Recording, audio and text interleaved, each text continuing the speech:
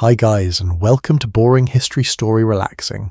Tonight we step into a narrow pioneer wagon somewhere on the Wyoming Trail in the 1860s. While a blizzard presses its cold white hands against the canvas cover, the wind is nosy, the snow is rude, and your bed is basically a box on wheels, which is very brave of it. You probably won't survive this, historically speaking, but do try to relax anyway. So, before you get comfortable, take a moment to like the video and subscribe, but only if you genuinely enjoy what I do here, and as always, tell us where you're listening from, and what time it is in your little corner of the world.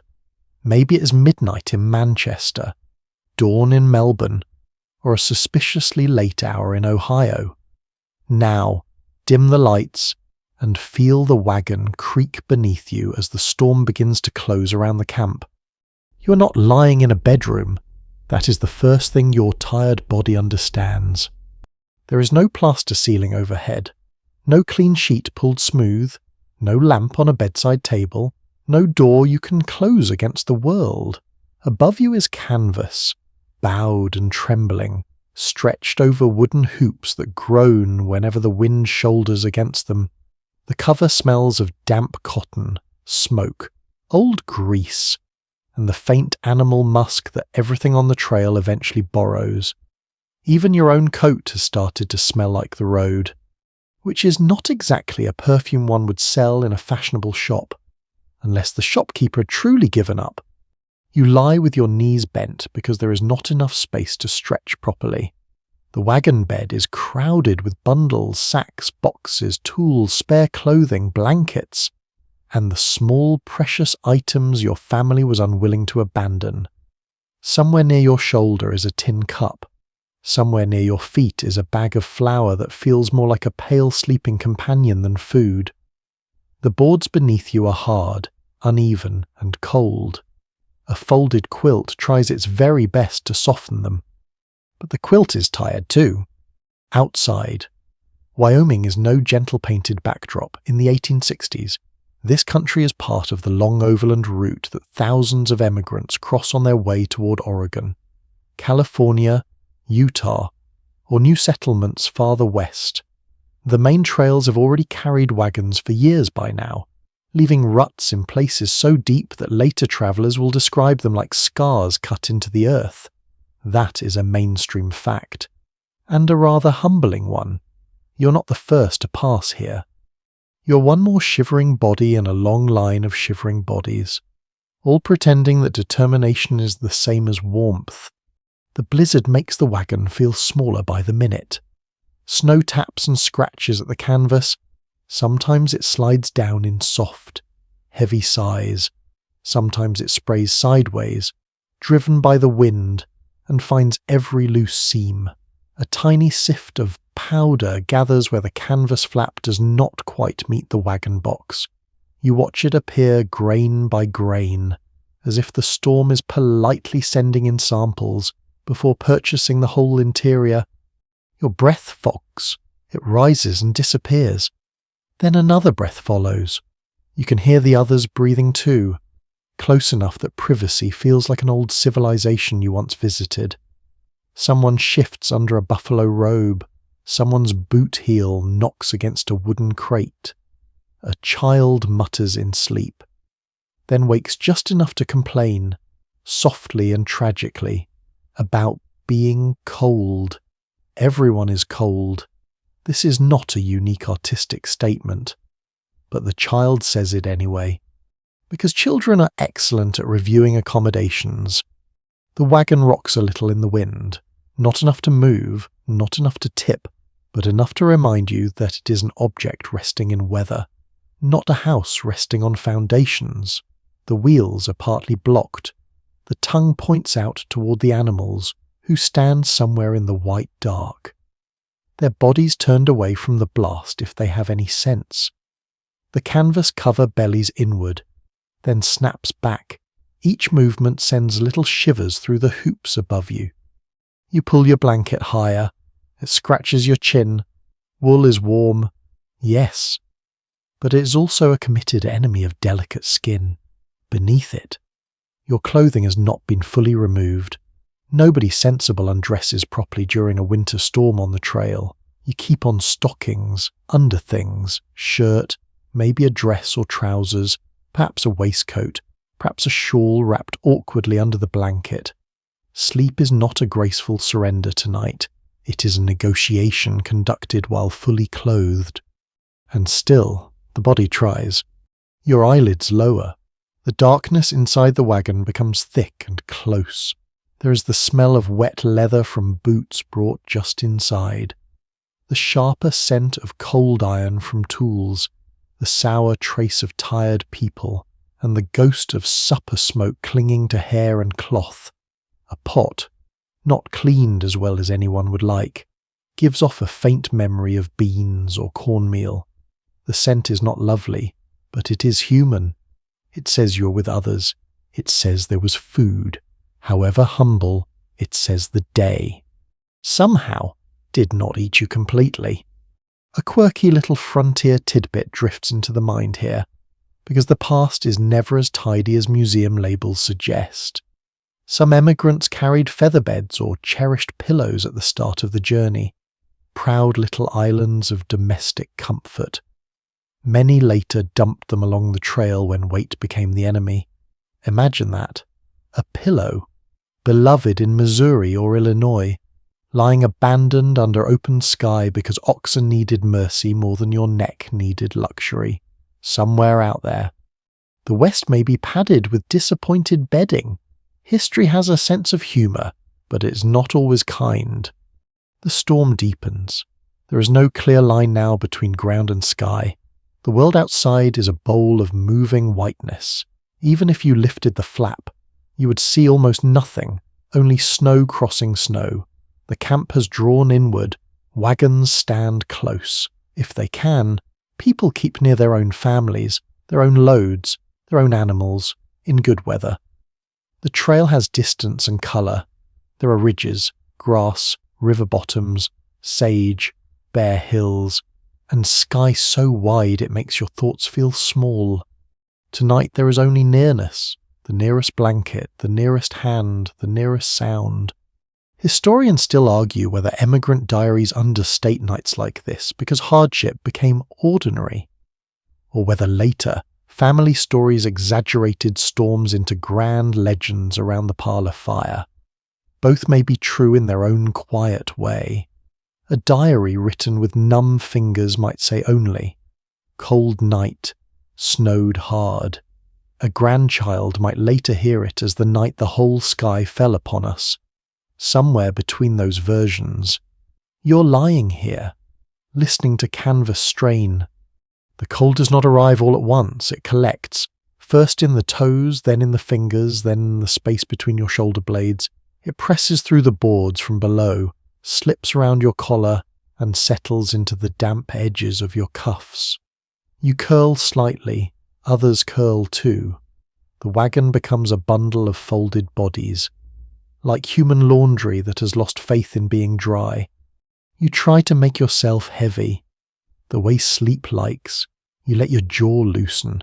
You listen past the wind to the deeper sounds, a low animal grunt, a rope creaking, a man's voice outside, briefly raised, then swallowed. Maybe someone checks a hitch.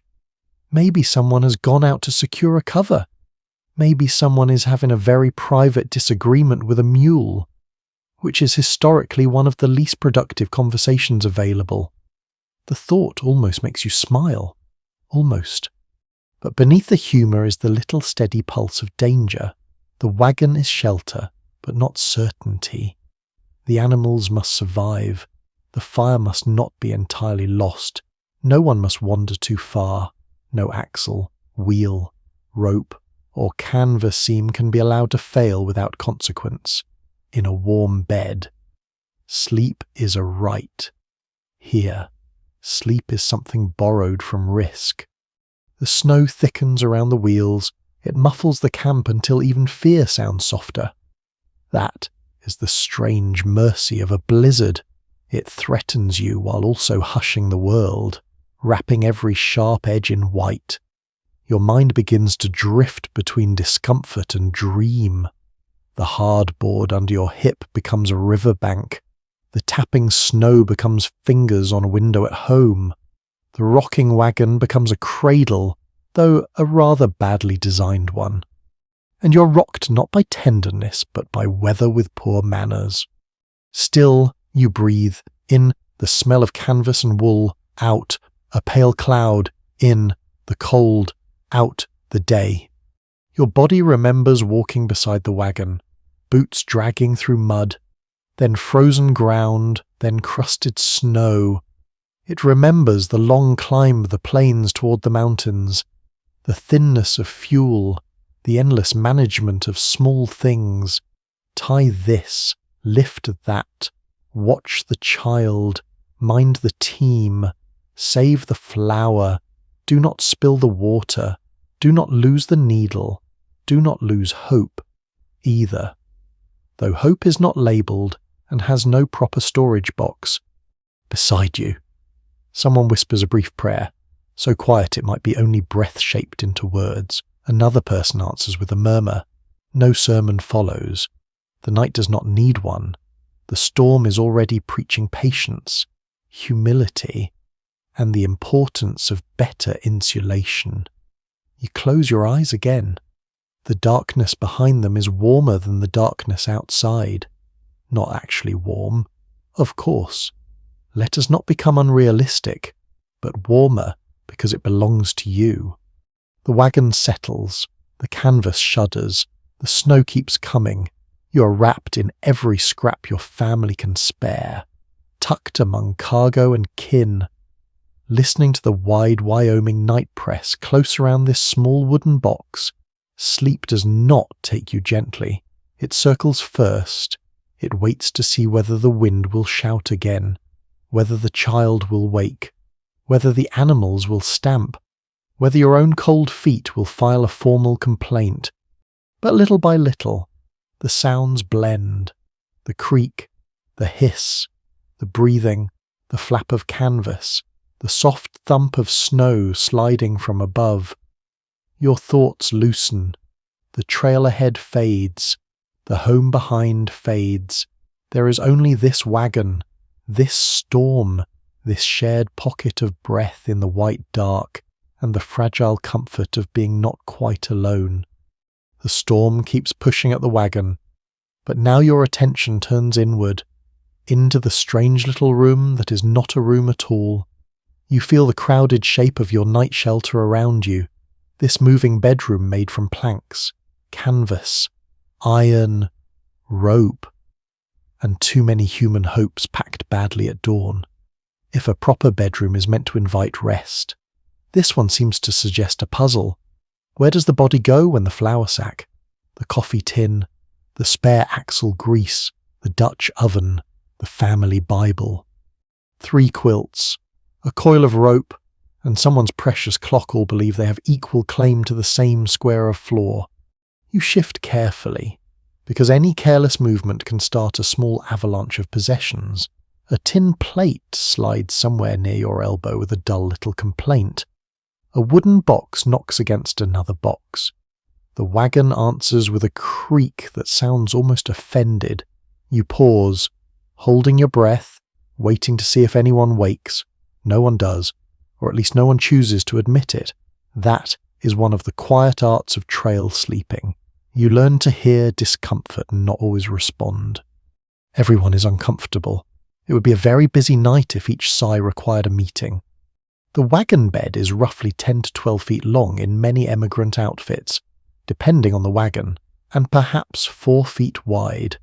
That is a mainstream fact worth sitting with for a moment. A family may be trying to carry food, tools, clothing, bedding, weapons, cooking gear, keepsakes, spare parts, and sometimes children in a space smaller than a modern bathroom. The famous covered wagon, so grand in paintings, is less like a rolling cottage and more like a large wooden suitcase with wheels. A very expensive, stubborn suitcase, dragged by animals who have their own opinions. Most people do not ride all day in it, despite what cheerful illustrations may suggest, unless someone is ill. very young, elderly, or injured. They often walk beside the wagon to spare the animals, so by the time night comes, the wagon is not merely transportation, it becomes warehouse, pantry, tool chest, nursery, sick room, and, when the weather turns cruel, bedroom, multifunctional living, frontier edition. Modern designers might call it efficient. You, wedged between bedding and beans, might call it rude. Your sleeping space has to be made, not found. Earlier, before darkness hardened around camp, someone pulled out the day's needed things and shoved the night's needed things inward. Heavy barrels or boxes stayed low. Bedding came loose from its roll. Food sacks were pushed toward the sides, unless they were safer under bodies, because mice, damp, and theft all enjoy opportunity. Tools with edges were placed where they would not slice a shin in the night, at least in theory. Theory is very comfortable. Shins are less easily persuaded. You lie near the goods that matter most: flour, bacon, beans, coffee, salt, perhaps dried apples if fortune has smiled. In the 1860s, overland guidebooks and emigrant advice often recommend taking hundreds of pounds of flour or hard bread, plus bacon or salt pork, beans, rice, coffee, sugar, and dried fruit when possible. The trail runs on calories, and calories take space. The sacks beside you are not clutter in the modern sense. They are tomorrow's strength. They are the difference between walking onward and staring sadly at an empty pan. A flour sack under your shoulder may not feel poetic, but it is quietly saving your life. Still, it is lumpy. You try to adjust the blanket without disturbing the pile at your knees. The fabric catches on a crate corner. Your mittened fingers fumble in the dimness. There may be a lantern, but fuel is precious, and flame inside a canvas-covered wagon is treated with respect. A tiny spark in the wrong place could turn shelter into disaster, which is one reason a bedtime is dark, smoky, and full of guesses. You learn objects by touch. This corner is the coffee box. That cold curve is the kettle. This soft mound is a coat. That hard shape, unpleasantly under your calf, is probably someone's boot, or possibly the handle of a skillet. Either way, it is not moving. A quirky tidbit hides among the bedding too. Some families packed what people called comforts at the beginning of the journey, including rocking chairs, mirrors, feather mattresses, framed pictures, or fine china. Many such comforts were discarded when trails grew steep. Animals weakened, or mud and river crossings punished every extra pound. Trail accounts mention roadsides littered with abandoned goods, sometimes so many that later travellers could scavenge useful items. Imagine beginning with a parlour dream and ending by deciding whether grandmother's mirror weighs more than survival. The West, in this mood, becomes a long argument between sentiment and axle strain. You feel that argument around you now. Every object has a story. The quilt tucked under your ribs may have been stitched in a settled room far behind you, in a house with a stove and a yard and neighbours who knew your name. A small trunk near the wagon tail might hold letters, a change of linen, a keepsake ribbon, perhaps a photograph in a case if the family could afford such a treasure. A bag of nails sits nearby because houses do not build themselves, even when one has been promised by hopeful speeches around winter fires. A shovel rests within reach because snow, mud, graves, fire pits, and wagon wheels all eventually demand digging. Cheerful little tool, the shovel, always waiting for bad news. The blizzard turns every possession damp around the edges. Moisture creeps in through seams. Snow melts from boots and hems. Breath condenses on cold surfaces. The canvas cover, though helpful, is not a magic wall. It leaks cold. It sweats. It flutters. If the cover has been rubbed with oil or paint or treated for weather, it may shed some wetness, but in a storm driven sideways, water finds ambition. You smell damp cloth rising from the bedding. You smell wood that has absorbed smoke and weather. You smell food sacks, leather straps, metal, and people trying not to complain too loudly. Historians still argue whether emigrant wagons should be understood mainly as symbols of independence or as evidence of dependence on constant labour, shared knowledge, and fragile supply chains.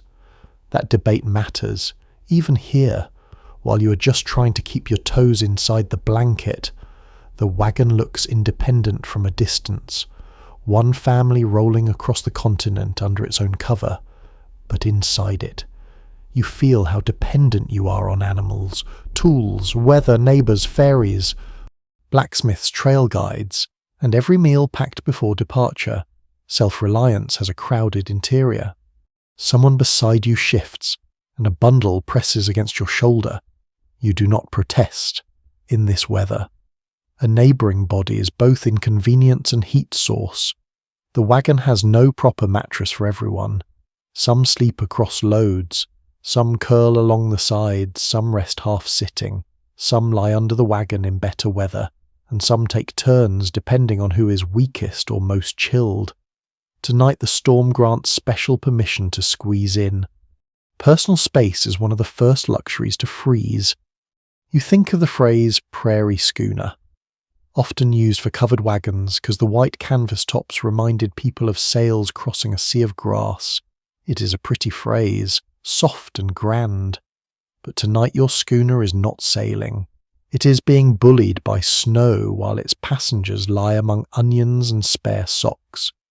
The romance of history often improves with distance. Up close, it has splinters. The boards beneath you complain whenever the wagon rocks. Iron tires on the wheels creak against frozen snow. A chain outside gives a faint clink. The canvas above lifts and settles. You know that the load must remain balanced. Too much weight to one side can strain wheels or make rough travel harder. Too much on the rear or front changes how the wagon handles. During the day, every hill, rut, stream bank, and patch of mud tests these choices. At night, the same packing becomes architecture. The food crate blocks the draft. The trunk supports someone's back. The bedding hides the sharp corners. The family's future becomes furniture. You tuck your hands under your arms. You feel the narrowness. You feel, too, the stubborn intelligence of the arrangement. Nothing is ideal, yet nearly everything is useful.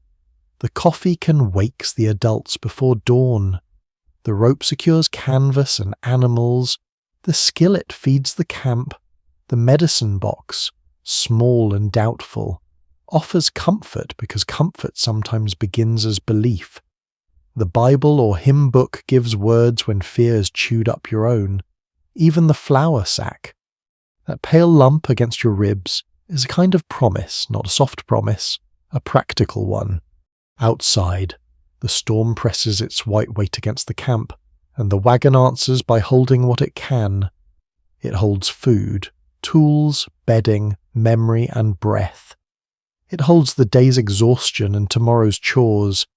It holds your body in a space never meant for elegance, only endurance. As you settle again, careful not to kick the skillet or crush the dried apples, you begin to understand that sleeping here is not separate from travelling. It is part of the same labour. You sleep inside the load because you're also part of the load, another fragile, necessary thing being carried west through snow. The wind softens for a moment, or perhaps your ears grow tired of listening. The canvas trembles above you. The crates and sacks lean close like awkward companions. You draw the blanket to your chin and let the crowded wagon become familiar. Inch by inch, object by object, until even the hard corner near your hip feels less like an enemy and more like proof that your family has not yet lost everything. Before sleep can take you properly, the camp demands one more round of work. It always does.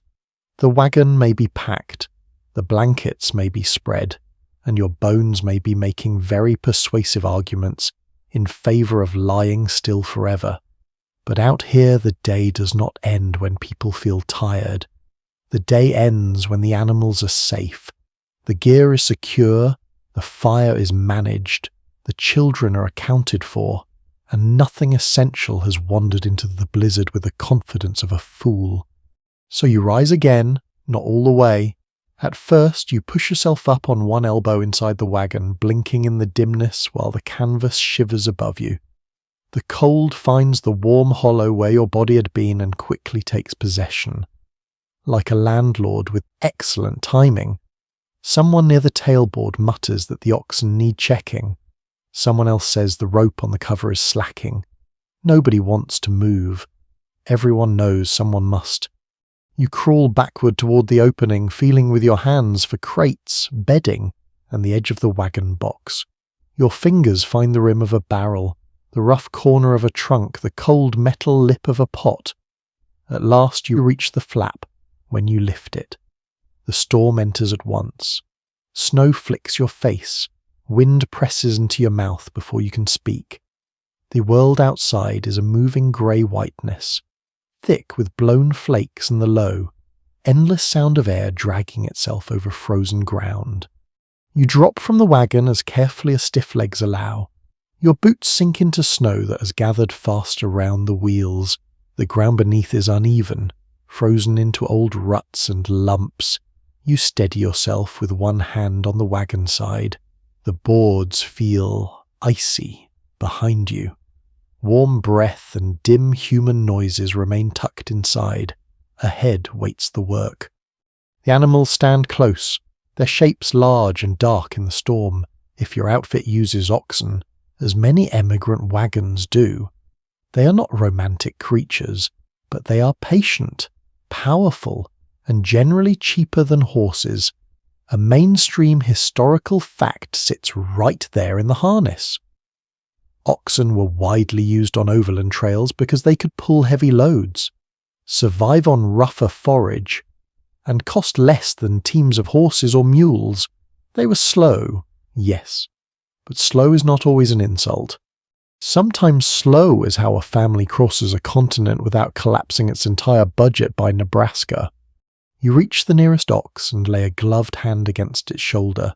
The hide is cold and damp on the surface, but beneath it there is life, a massive heat, a steady breathing. The animal shifts its weight. Snow clings to its back, to the curve of its neck, to the yoke if it has not yet been fully removed. Its breath steams into the white air. You can smell it, grassy, sour, warm, alive. The smell is not elegant, but in this moment it is deeply reassuring. A living animal smells like tomorrow might still happen. The yoke must be checked. The bows, pins, straps, chains, and ropes all matter if a fastening breaks or an animal panics. The wagon train can lose not just property, but motion itself. You lean close, squinting through the snow, hands clumsy in mittens. Your fingers do not want to bend. Rope stiffens in cold weather, and knots become little frozen riddles. You tug one, it holds. You tug another, it gives slightly, and your stomach tightens. Not disaster. Not yet. Just enough to make you work. Someone joins you, a shadow carrying a lantern cupped against the wind. The light is weak and yellow, not brave exactly, but stubborn. It shows snow flying sideways through the beam. It shows the flank of an ox, the wet gleam on leather, the white crust gathering along a rope. You both speak little. Words are expensive in the wind.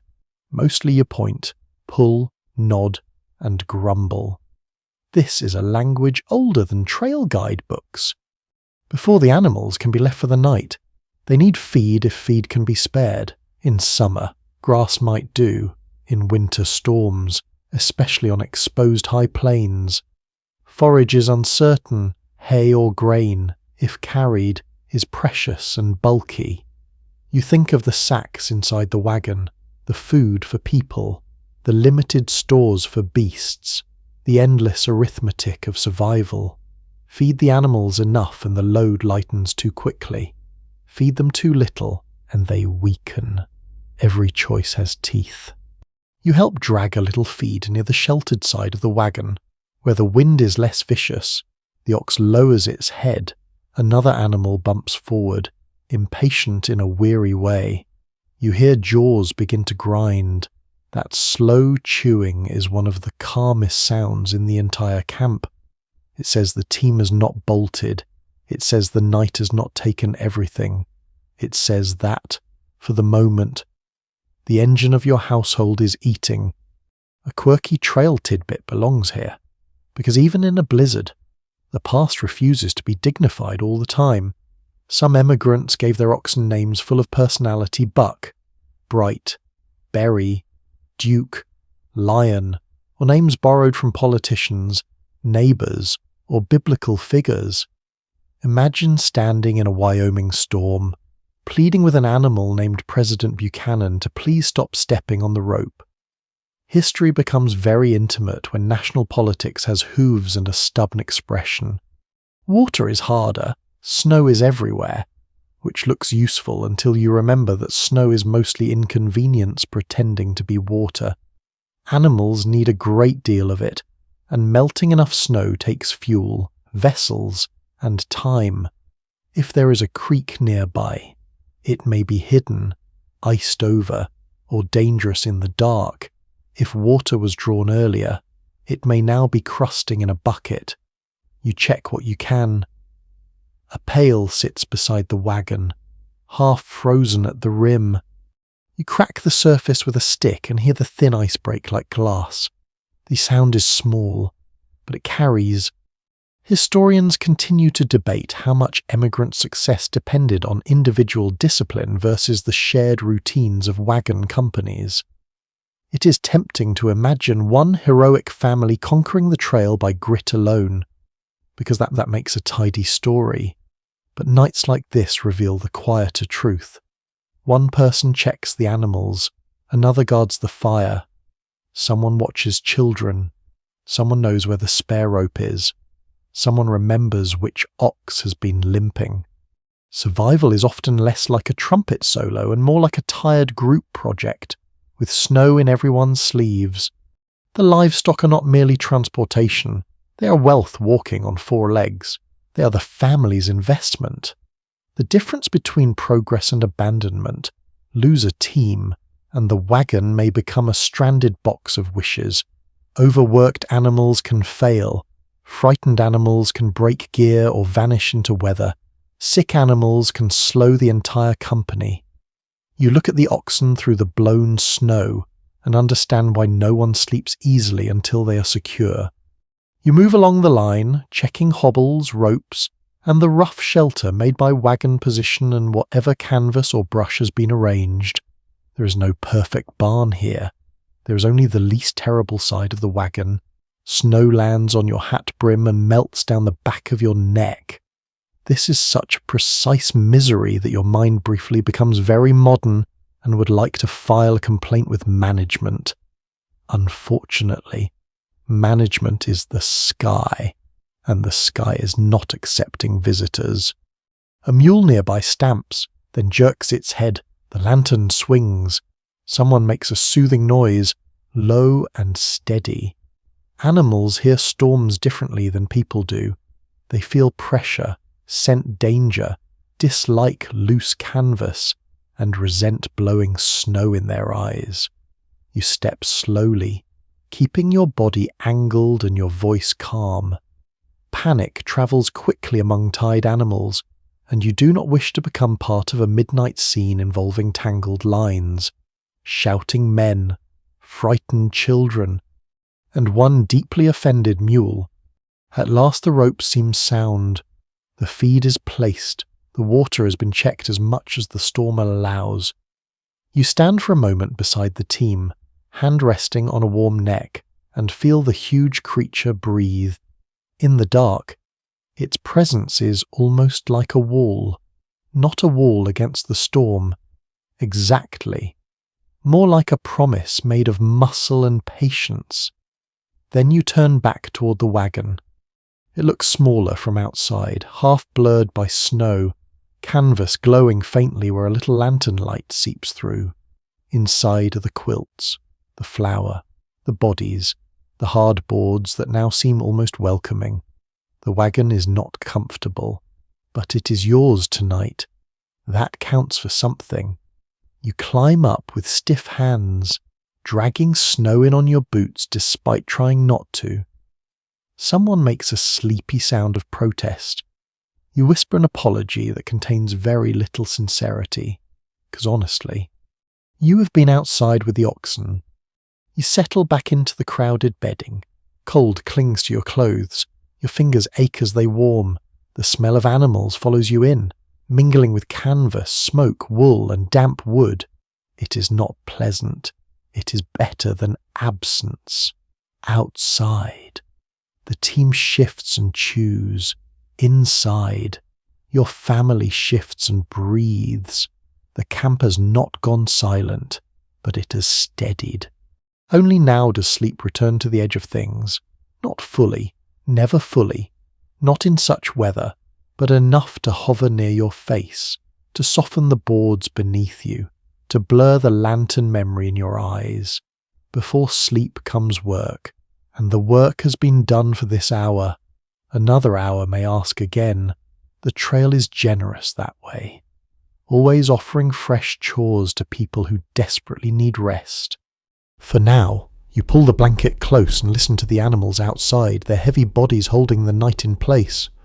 The wagon grows quieter behind you, but the camp is not finished with the evening. Hunger remains, patient and serious, waiting beneath the cold.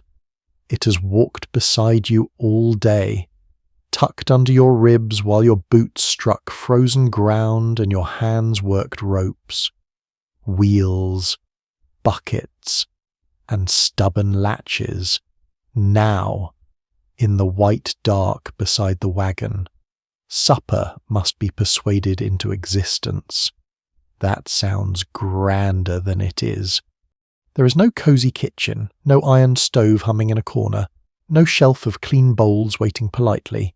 There is a pot, a little meal or flour, perhaps beans already softened if someone planned with saintly discipline, maybe salt pork, maybe bacon grease saved like treasure, maybe coffee if morale needs rescuing.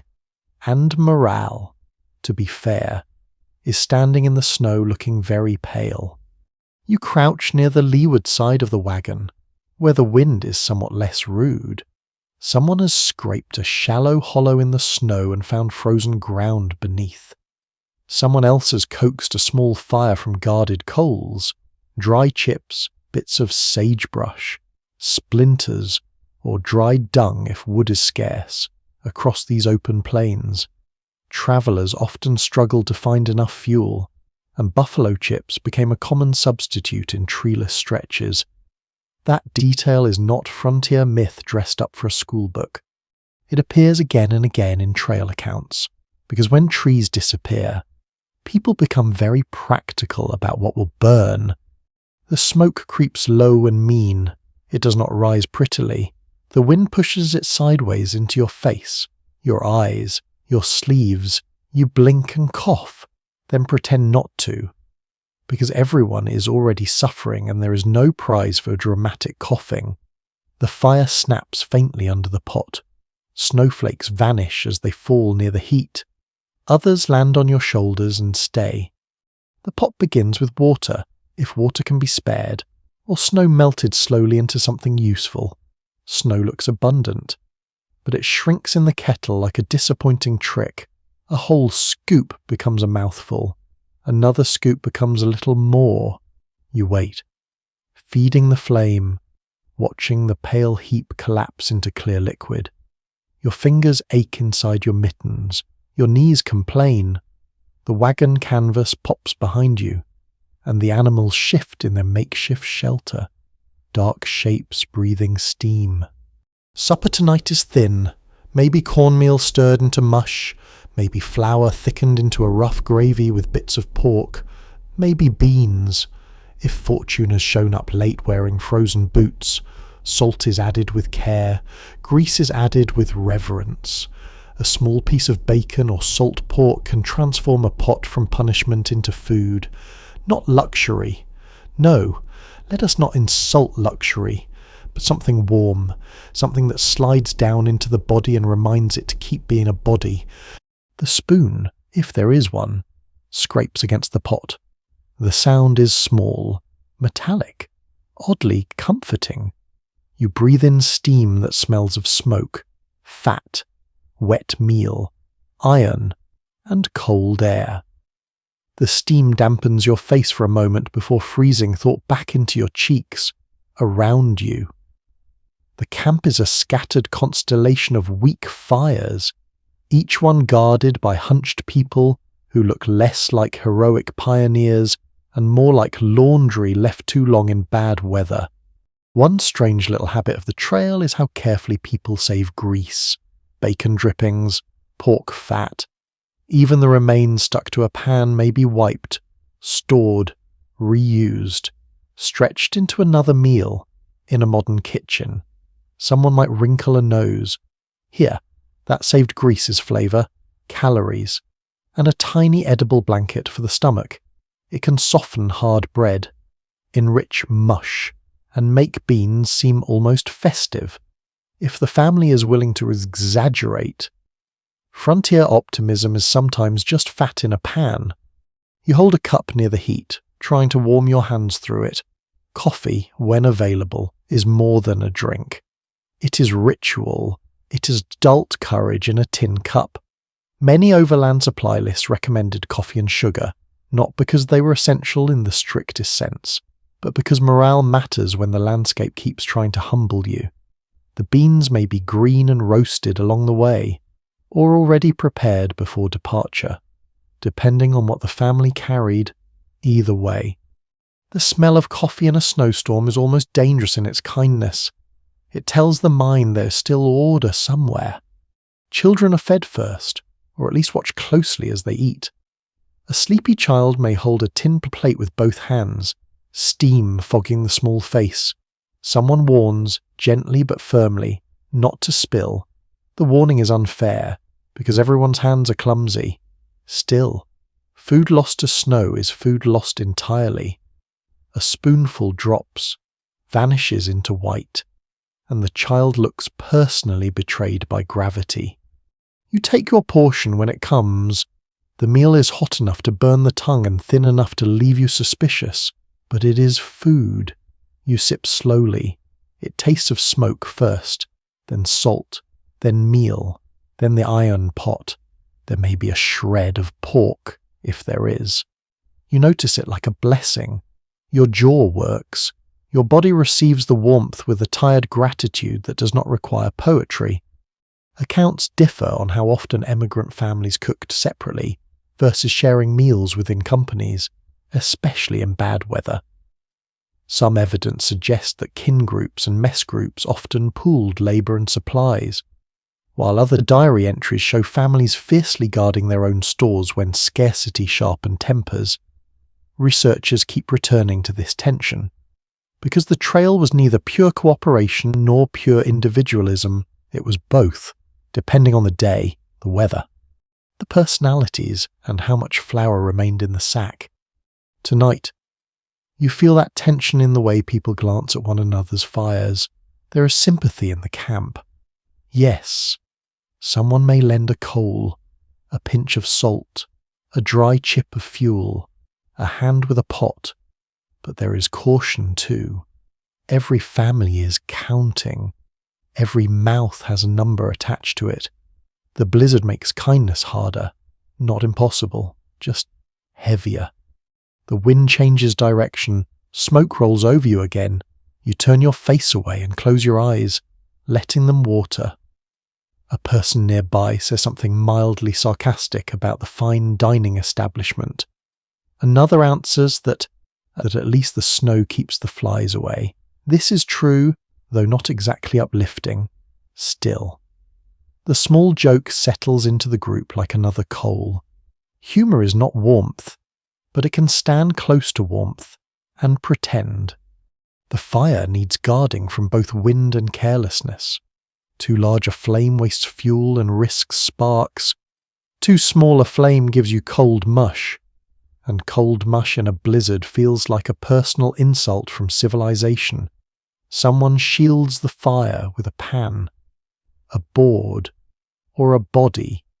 Someone scrapes snow away as it melts and creeps toward the coals. Someone adjusts the pot hook, if there is one, or balances the vessel on stones and iron supports. You notice how much of supper is sound, the hiss of snow near embers, the soft bubbling in the pot, the clink of spoon on tin, the wet crunch of boots, the low murmur of voices kept gentle so they do not vanish completely into the wind. The animals chew beyond the firelight, steady and slow. From inside the wagon, a blanket rustles. The whole camp seems to be eating in whispers. When the pot is nearly empty, someone scrapes the bottom. Nothing is wasted. A crust stuck to iron becomes a prized bit. A final spoonful is divided with the seriousness of law. The pot will not be properly washed tonight. Not with water so troublesome and cold so eager. It may be wiped with snow, scraped with a spoon, rubbed with a rag, or left cleaner in intention than in fact. This is how tomorrow's breakfast inherits tonight's smoky personality. Very efficient, slightly grim. You carry your cup close to your chest, reluctant to surrender the last warmth. The meal is already fading inside you. But it has done something important. It has slowed the shivering. It has softened the fear. It has brought people into a little ring of steam and smoke, where faces appear and disappear under hats, shawls, and frost-damp hair. The fire is lowered, banked, or guarded as best the camp can manage.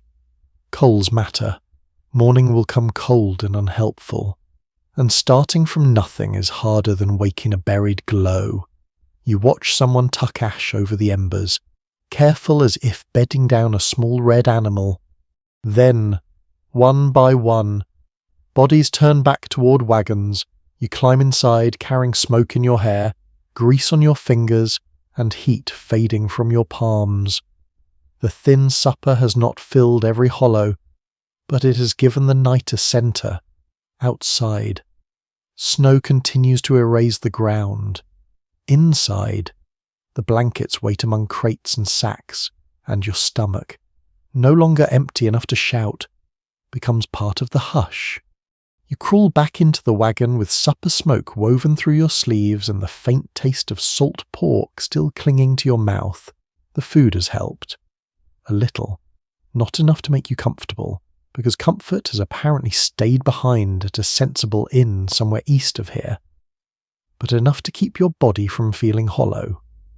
Now the real work becomes quieter. You must arrange yourself for sleep inside your clothes, inside your blankets, inside the stubborn fact of winter. The first thing you notice is how heavy you are. Not with sleep, not yet, but with layers. Your shirt clings faintly where a smoke, steam, and snowmelt have dampened it. Over that may be a wool dress, a coat, a shawl, a waistcoat, trousers, petticoats, or whatever your family owns and can still wear without stopping circulation entirely. There is no single pioneer costume, no tidy picture from a school page.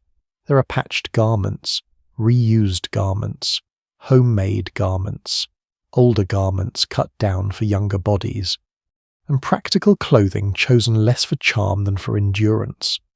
Fashion has not disappeared. Of course. People still care about dignity, but dignity tonight is wearing 3 pairs of socks and pretending not to itch.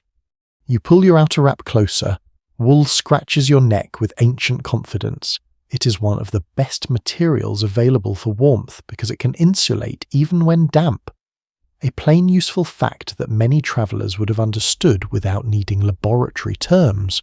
Wool blankets, socks, shawls, coats, and flannel underlayers help trap precious body heat. Linen and cotton may sit closer to the skin, but once damp, they chill quickly. That is the cruel little lesson of winter clothing on the trail. The same garment that served you well in dry weather can become a cold handshake from misery when snow melts into it. Your stockings feel thick around your feet, yet your toes remain uncertain citizens of the body. You wiggle them inside your boots, then debate whether to remove the boots at all. In a house, boots come off before bed. In a blizzard camp, removing them is a gamble. Wet boots can stiffen as they freeze. Cold boots in the morning can be nearly impossible to pull on, but sleeping in boots traps dampness, rubs sore places, and makes every turn under the blanket a negotiation with leather. You look down in the darkness and consider the matter with the seriousness of a judge. Then you loosen them slightly, because full commitment to either option feels too bold. A small oddity from 19th century travel is how often people use clothing as bedding, and bedding as clothing. A shawl becomes a blanket becomes a cloak, a coat becomes a pillow, a spare skirt wraps a child, a buffalo robe covers two people and smells like the animal had strong opinions. Boundaries are for warm climates and organized wardrobes. Here, every soft thing must be willing to change jobs. You feel for your mittens. One is tucked under your thigh, the other has migrated toward the flour sack, perhaps seeking a better life. You retrieve it and tuck both near your chest so they will not vanish before morning. Gloves and mittens are small enough to lose and important enough to cause despair. Needles, thimbles, pins, and thread are similarly precious.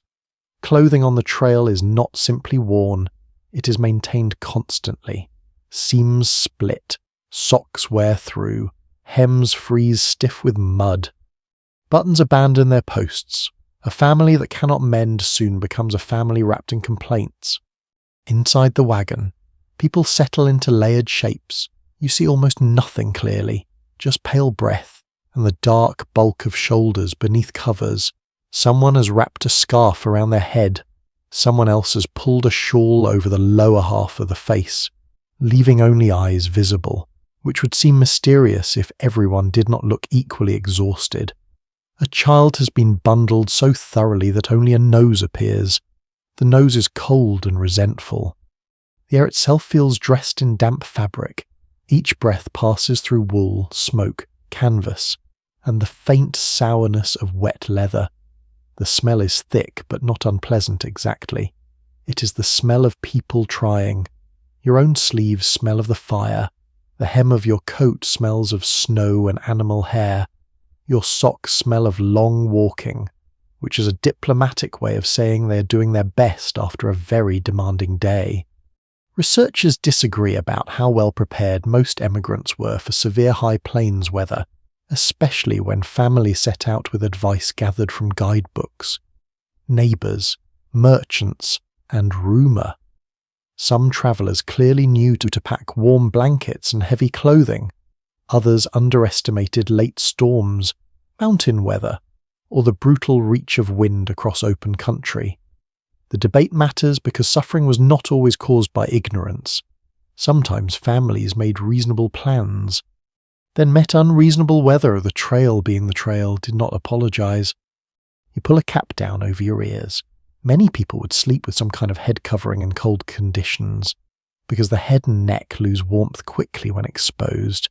The cap smells faintly of sweat and smoke. Lovely.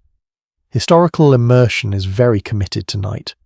You tuck the blanket around your shoulders and feel along the edge for gaps. Gaps are where the cold writes letters. It sends one to your knee, one to your wrist, one directly to the back of your neck, marked urgent. The layers help, but they also trap the day against you. Dampness lingers. A sleeve that melted snow near the fire now cools against your arm. The waistband presses into your middle when you curl. A boot seam rubs a sore heel. Wool fibres prickle under your chin. Your clothing has become armour, but armour is not pyjamas. You're protected and irritated at the same time, which is a surprisingly common condition in history. A woman near you adjusts her skirts and petticoats under the blanket with practiced economy. Full undressing in such cramped cold is impractical, and modesty does not vanish just because the weather is rude. People manage by turning away, loosening what they can, wrapping what must be covered, and pretending not to notice the awkward arrangements of others. Privacy becomes behaviour rather than a space. You grant it by looking at the wagon wall, by silence, by letting each person keep the small dignity of not being observed too closely. Your fingers find a patch on your sleeve, rougher than the fabric around it. Someone sewed that by firelight days ago, perhaps with numb fingers and thread that kept tangling. The patch is not pretty, but it holds. Much of trail clothing is like that. It holds. A bonnet keeps snow from the face, a coat blocks wind, a wool sock delays frost, a shawl gathers a child, a patched sleeve survives another day. History often admires grand decisions, but survival is stitched in little repairs. Outside, the storm presses harder for a while, the canvas snaps, a line thuds against wood, snow hisses over the wagon cover. You pull your knees closer. The blanket shifts and lets cold air in along your side. You quickly tuck it down again, using one elbow, one hip, and a little silent bitterness. The person beside you shifts too, and your shoulders touch. Heat passes slowly through layers of wool and linen.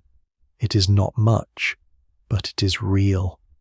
You think of the clothing packed away in trunks or sacks, a Sunday dress perhaps, kept for arrival or memory, a clean shirt saved too carefully to use, a pair of stockings held back because the road keeps eating the others. Clothes carry the past as much as the body. They smell of home when first packed, then of trail, smoke, river crossings, dust, sickness, and snow. By the time a family reaches its destination, even the garments have travelled. Your eyelids grow heavy. The itch at your neck becomes distant. The damp cuff cools, then simply becomes part of you. The pressure of layers, once annoying, begins to feel like weight enough to anchor you against the storm. Wool, linen, leather, shawl, blanket, robe, and breath all gather into one small defence. You are not warm, let us be honest, because the past deserves that much. But you are less cold than you might be. You are wrapped in every decision made before departure, every sheep shorn somewhere far behind, every stitch sewn by tired hands, every practical compromise between pride and weather. Your clothing is uncomfortable, smoky, damp, and deeply necessary. It holds the day in. It holds the night out. Not perfectly, never perfectly, but enough, perhaps, for sleep to come a little nearer. The warmth inside the wagon does not come from a stove, because there is none. It does not come from the thin supper, because that has already settled into your stomach and gone quiet. It comes mostly from bodies, gathered close under quilts, coats, shawls, and robes, each person giving off a little heat and trying not to steal too much space while doing it. This is the old mathematics of cold weather. One body shivers, two bodies endure. Several bodies become a crowded, breathing furnace with elbows. You lie on your side now, knees drawn up, shoulder tucked against someone else's back. At first, the closeness irritates you. A heel presses near your calf. A child's hair tickles your chin. Someone's blanket edge keeps creeping away from your hip. But outside the wagon, the blizzard moves like a living thing, and every touch inside begins to feel less like inconvenience and more like agreement. We are here. We are still warm enough. We are not alone. The sleeping order is not random. The youngest children are placed deepest inside the nest of bedding, where adult bodies shield them from drafts. An elder or someone ill may be given the most protected spot, though that depends on the family, the number of blankets, and the quiet politics of who can endure hardship without complaint. On the trail, kindness is real, but so is exhaustion. A grandmother with aching joints, a coughing boy, a mother worn down from the day, a hired hand who must rise before dawn. Each person has a claim. The night is too narrow to honour all claims perfectly. Trail diaries and emigrant guides make it plain that family groups often walked, cooked, camped, and slept according to age, strength, and usefulness. Children might ride when tired or sick. Adults usually walked, and older relatives needed more care if the journey became harsh. That is one of the less glamorous truths of migration. The trail is not just a route on a map, it is a sorting machine for human needs. It reveals who can carry, who must be carried, and who quietly carries both work and worry. A child beside you gives a long, uneven sigh. The sound comes through layers of blanket. One small hand, cold despite mittens, finds your sleeve and grips it. You do not move away. You remember how the little one tried not to cry while eating smoky mush, eyes red from wind and sleep. Now the child's breathing steadies against you. Warmth collects between your bodies, a small pocket of mercy, you think, not for the first time, that children on the trail are both comfort and terror. They make the future visible. They also make every danger sharper. There is an odd little domestic detail that travellers sometimes mention indirectly. Rather than proudly, families used whatever soft possessions they had to wrap the vulnerable. Shawls, spare skirts, petticoats, coats, aprons, saddle blankets. Even empty sacks might become bedding for children or padding for elders. Nothing keeps its original purpose for long. A flour sack may hold food by day and block a draught by night. A mother's shawl may become a child's roof.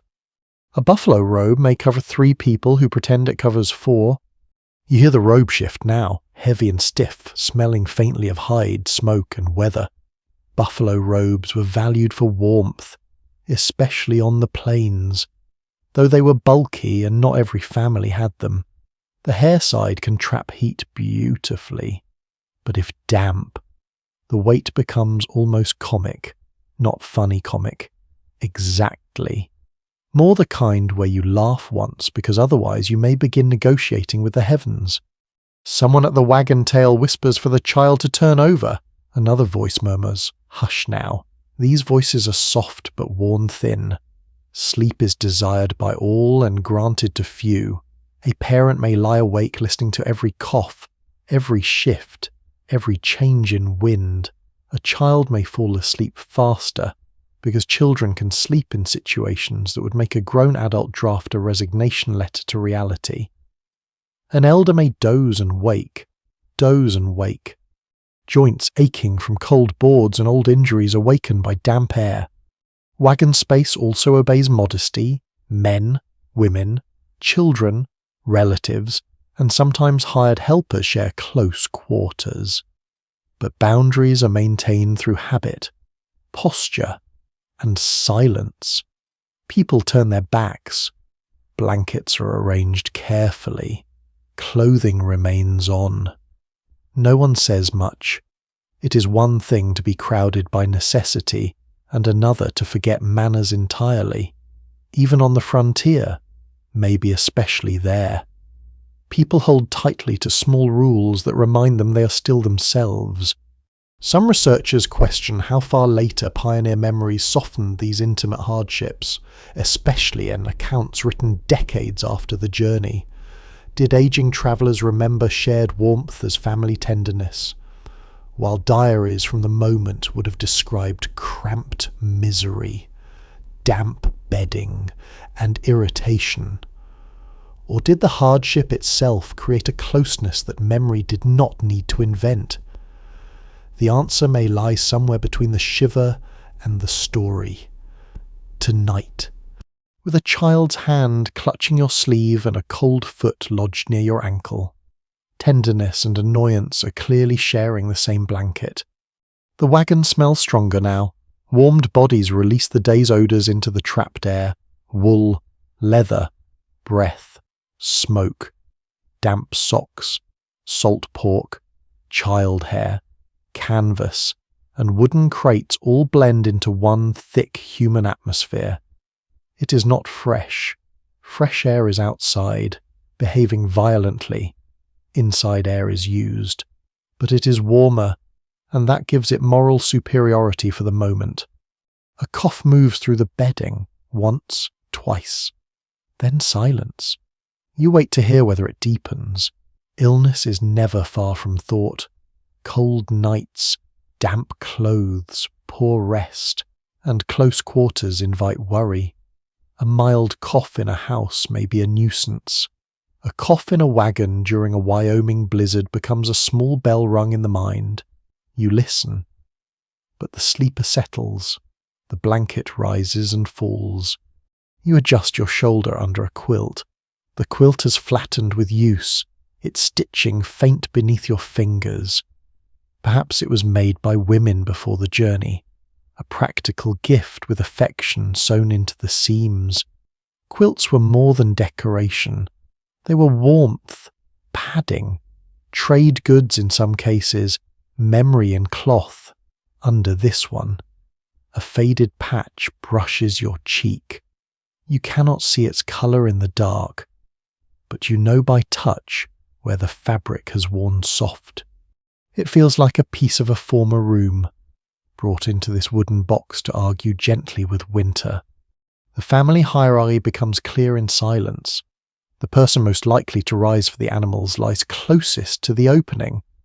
The person nursing a baby, if there is one, lies where she can manage without waking everyone. Though of course everyone wakes anyway because wagons are acoustically rude. Older children may sleep toward the edges, expected to endure drafts that would be unkind to the smallest. Adults become walls, children become centres, elders become precious and difficult cargo. Wrapped with guilt, love, impatience and duty. Outside, a gust slams snow against the canvas. Everybody tightens. The child's hand grips harder. Someone whispers, "Just wind," as if wind has ever been just anything out here. Still, the words help. Naming a sound reduces it. A gust becomes weather, not disaster. A creak becomes wood, not breakage. A stamp becomes an ox shifting, not a runaway team. The night is full of translation. You let your breathing slow in the close dark. You feel how warmth travels slowly through layers.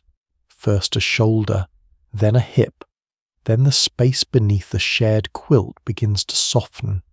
The boards remain hard, and your boot still presses against something that may be a kettle.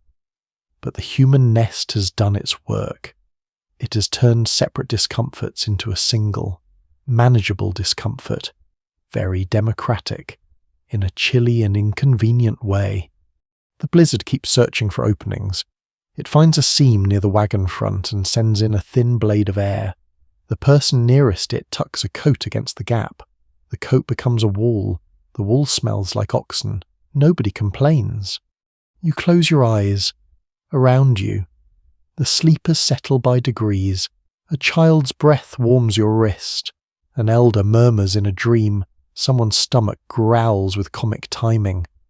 And a quiet snort of laughter disappears quickly under the blankets.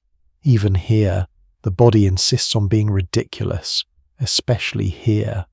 So you lie among them, not comfortable, not clean, not fully warm, but held in the shared heat of a family and a wagon's narrow mercy. The storm may own the plains tonight, but inside this cramped wooden shelter, beneath quilts and robes and every spare garment pressed into service, sleep begins to gather where bodies meet, small and stubborn as an ember kept alive under ash. The wagon settles into a breathing hush, but the night outside refuses to be silent. It does not roar all the time. That would almost be easier, in a strange way. A steady roar becomes a wall. Instead, The storm speaks in layers, changing its voice whenever your mind begins to drift. It whispers, then claws, then sighs, then snaps the canvas so sharply that your eyes open in the dark before you remember where you are. Above you, the wagon cover trembles like a great pale lung. Wind catches the loose edge near the front and flaps it once, twice, then lets it rest. Snow scratches over the canvas in dry, tiny strokes. When a heavier gust comes, the whole cover strains against its ropes, and the wooden hoops give a tired creak. You can almost feel the sound through your ribs. The wagon is not just around you, it is speaking through you. A covered wagon's canvas was usually stretched over bent wooden boughs fixed to the wagon box, and although the cover helped keep off sun, rain, dust, and snow, it was never a sealed room. Trail travellers knew this well. Weather entered through seams, openings, damp fabric, and the simple unfairness of wind. You hear that truth now in every flutter. The canvas is trying, it deserves credit, but it is not a wall, not a roof of shingles, not a ceiling with warm rooms above it. It is cloth between you and Wyoming. The boards beneath you answer with their own small noises, a faint pop as cold tightens wood, a slow groan from the side rail, a rubbing sound where a crate shifts against another crate, somewhere near your feet. The tin cup you noticed earlier rolls a finger's width and stops. Such a tiny sound, and yet your whole body listens to it. In a real bedroom, you might never notice. Here, every noise has a job interview with your fear. Outside, the animals shift in the snow, one ox exhales long and wet, and the sound reaches the wagon as a muffled snort. Another stamps, iron or hoof striking frozen ground beneath powder. Rope creaks. A chain gives a soft clink. Then the chewing begins again, slow and heavy. That patient grinding that says the team is still where it should be. You hold on to that sound in this weather. The animals are not merely background, they are the camp's heartbeat. Large, damp, expensive, and slightly smelly. Every so often, a voice comes from outside. It is never clear at first. The wind takes words apart and returns them as fragments. A man may be calling to another wagon. Someone may be asking about a line, a fire, an animal, a child. You hear only a shape of speech, then nothing. A second voice answers, closer or farther. You cannot tell. The snow makes distance strange. Sound travels oddly through storm and darkness. A shout can seem near when it's not. A mutter can appear at your very shoulder, very helpful. Weather. Thank you for making reality vague. You lie still, listening. The child beside you has sunk into deeper sleep, but even asleep. The little body twitches whenever the canvas snaps. An elder breathes through the nose with a soft whistle. Someone's teeth click once, perhaps from cold, perhaps from a dream. The people inside the wagon make a small world of sounds, and the people outside make a larger, uncertain one. Between them is the canvas, fluttering like a nervous curtain. An odd habit of trail life appears in the way travellers learn to identify wagons, people, and animals by sound.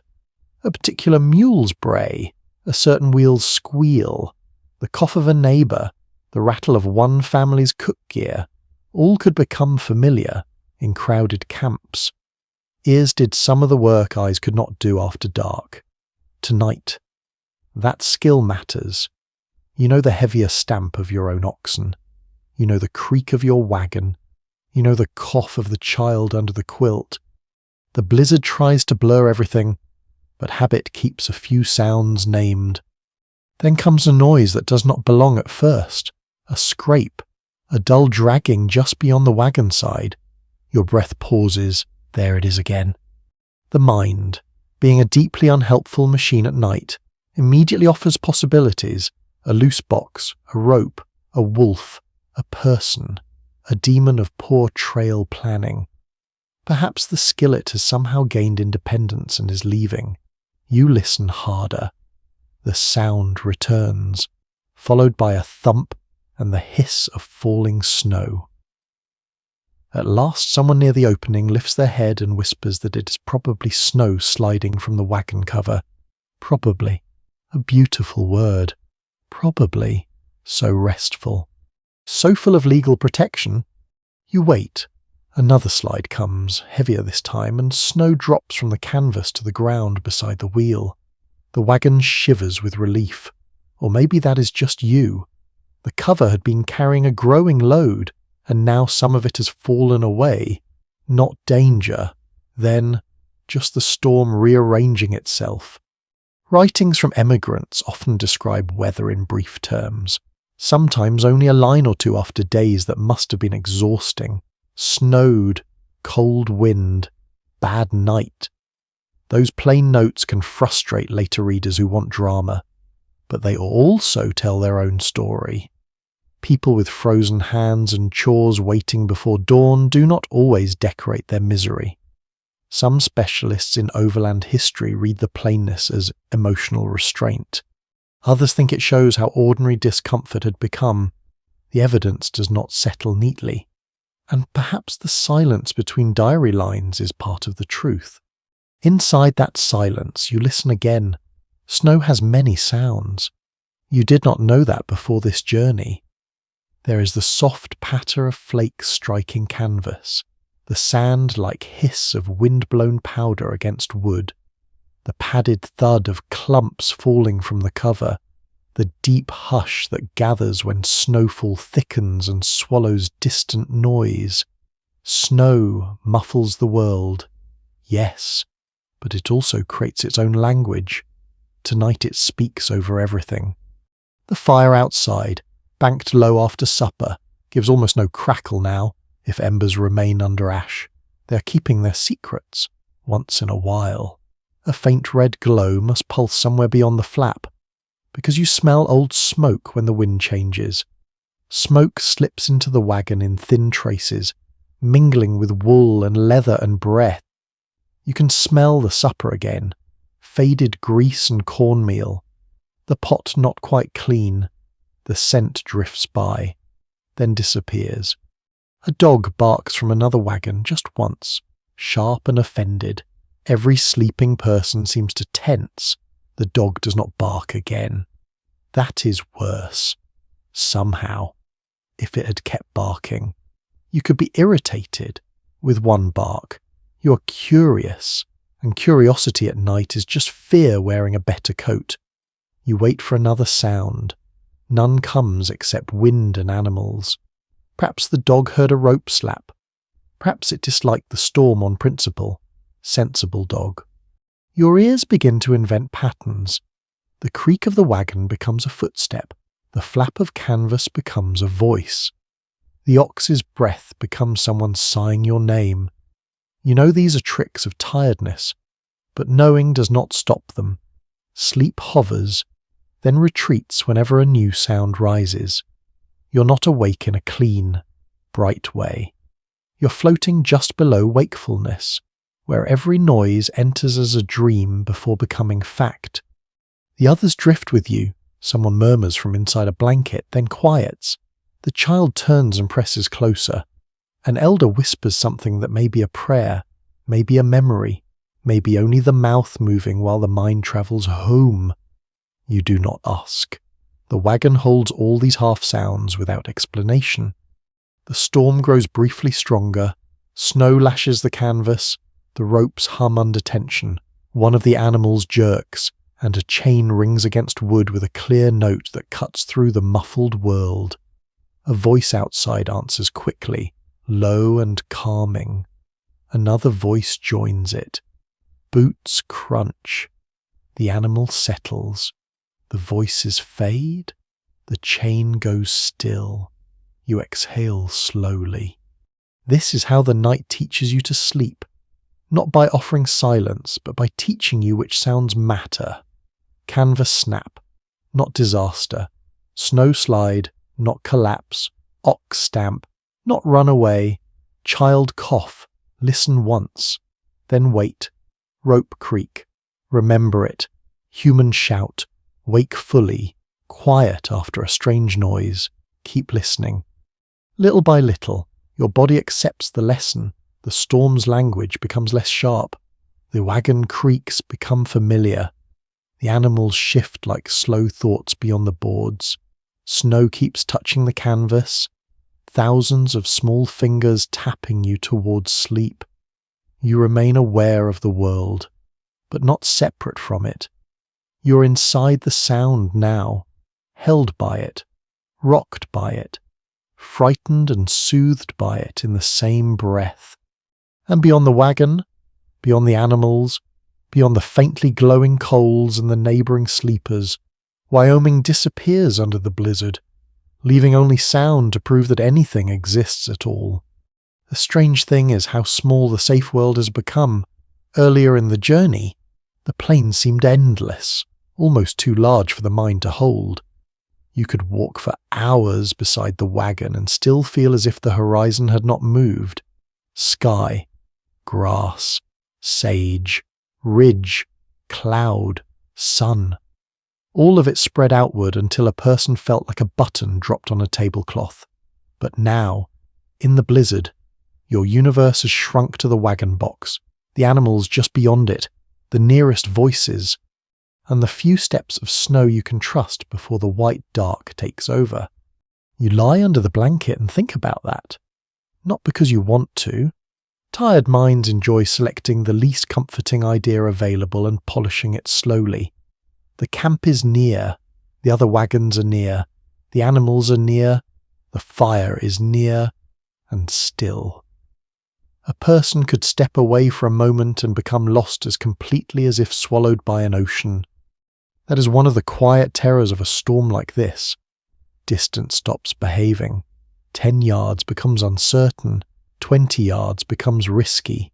The wagon circle or loose cluster of camped vehicles, which in fair weather feels obvious, now depends on memory, sound, and luck. Snow erases tracks almost as quickly as boots make them. Wind fills ruts, softens edges, covers dung piles, hides wagon tongues, and smooths the ground into one pale sheet. The familiar becomes featureless. Travellers on the overland routes often depended on landmarks, river courses, visible trail ruts, and the spacing of wagons or camps to navigate daily movement. In open country, especially before railroads and dense settlement, losing sight of a route could be dangerous even without a blizzard. At night, with snow blowing sideways, the danger grows absurdly intimate. You do not need to be miles away to be lost. You need only enough whiteness between you and the wagon for panic to make poor decisions. Someone near the opening of the wagon sits up. You feel the bedding shift. A low voice asks whether anyone has checked the little boy, or perhaps the water pail, or perhaps the lantern. The words are muffled by blankets and wind. Another voice answers, sharper. He's here. A small body is touched, counted, confirmed. There is a sigh, almost embarrassed, and the sleeper settles back. Counting people becomes part of the night's rhythm, not because anyone is foolish enough to wander casually, but because worry counts even when reason says there is no need. You remember stepping out earlier to help with the animals, even then, with the wagon at your back and lantern light in reach. The world felt slippery. The wind shoved snow into your eyes. The ground lost its angles. Shapes appeared and vanished. An ox became a shadow. A man became a post became nothing at all. It is humbling to discover that your clever human mind, proud owner of opinions and plans, can be defeated by weather-moving water crystals around. A strange frontier detail belongs to storms like this. Emigrants sometimes tied ropes between wagons, tents, animals, or shelters in severe weather so people could follow a line by hand. It sounds dramatic, like something from a polar expedition. Yet it is also plain common sense. When visibility fails, a rope becomes a hallway. Your fingers replace your eyes. The world is reduced to hemp fibres sliding under your mitten, and the hope that the knot at the far end was tied by someone competent. History often comes down to knots, which is rude but accurate. Inside the wagon, you imagine that rope outside, stiffening in cold, humming when the wind catches it.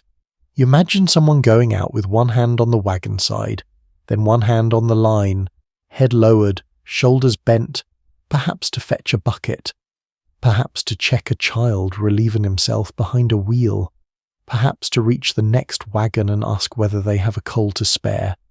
Such errands are small in daylight. Tonight each one carries the flavour of a dare. Evidence from trail diaries and reminiscences varies on how often families form tight defensive circles at night, versus looser camps shaped by terrain, water, grass, and convenience. Some popular images show wagons neatly circled, a perfect little fortress of frontier order. Many historians point out that this was not always practical or common in the way later art suggests, in storms, mud, narrow valleys, riverbanks, or crowded stopping places. Arrangements could be messy. So when you picture camp tonight, do not make it too tidy. Think of wagons angled against wind, animals tied where shelter allows, fires tucked where they can live, people guessing the best place before darkness punishes the guess. A gust hits the canvas and the wagon trembles. You hear snow scrape along the sideboards. The person by the opening shifts again. Restless. No one wants to go out. No one wants not to go out if something needs doing. That is the little trap of responsibility. You can lie still and worry, or rise and risk the cold. Neither option fills one with gratitude. Beyond the wagon, someone calls a name. Your eyes open. The name comes again, stretched by wind, not scream, not yet.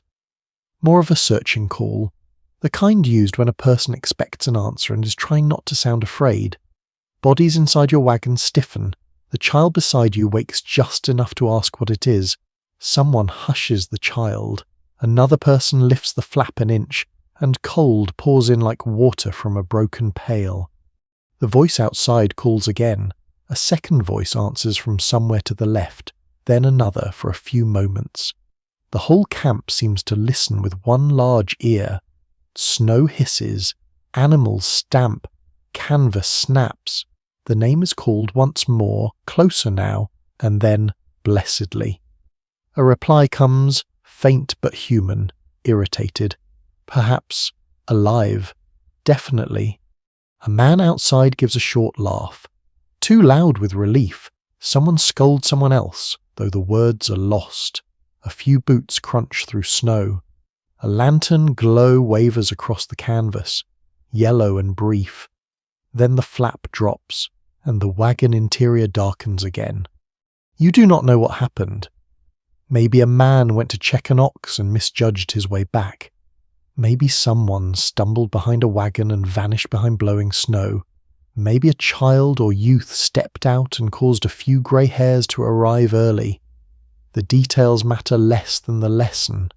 The camp is close, but closeness is not safety unless people can still find one another. Your heart slows by degrees. You feel the child's hand searching for your sleeve again. You let it hold. It is easier to be brave when someone else is borrowing your courage and giving warmth in exchange.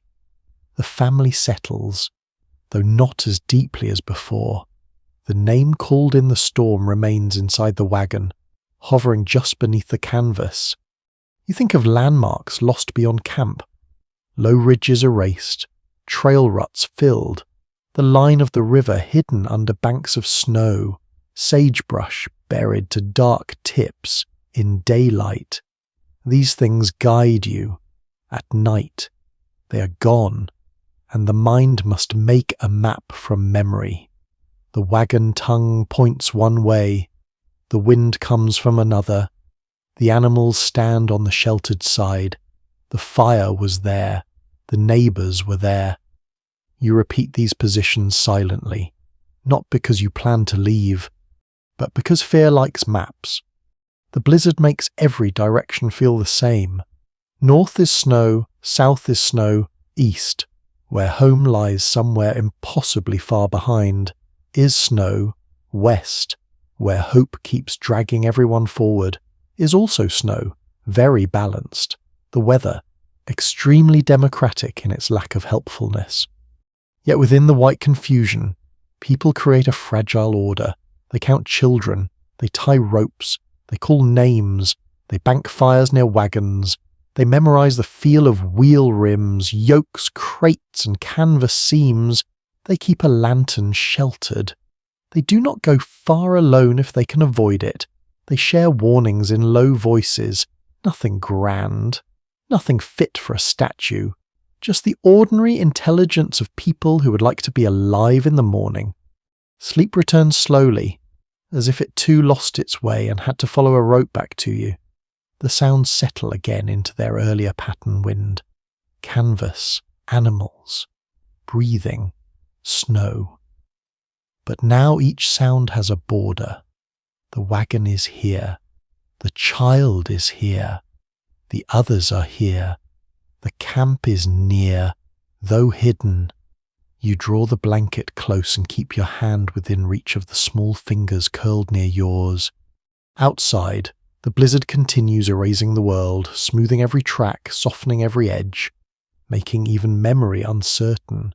Inside, you hold your place by touch, warmth, and breath, trusting the narrow shelter of bodies and boards until morning can redraw the map.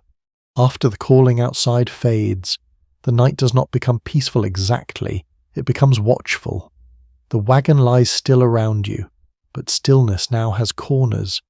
You are aware of the flap, the wheels, the animals, the places where the snow may be piling too heavily, and the faint buried glow of coals beyond the wagon. Sleep comes near, then backs away again, as if it has remembered a chore.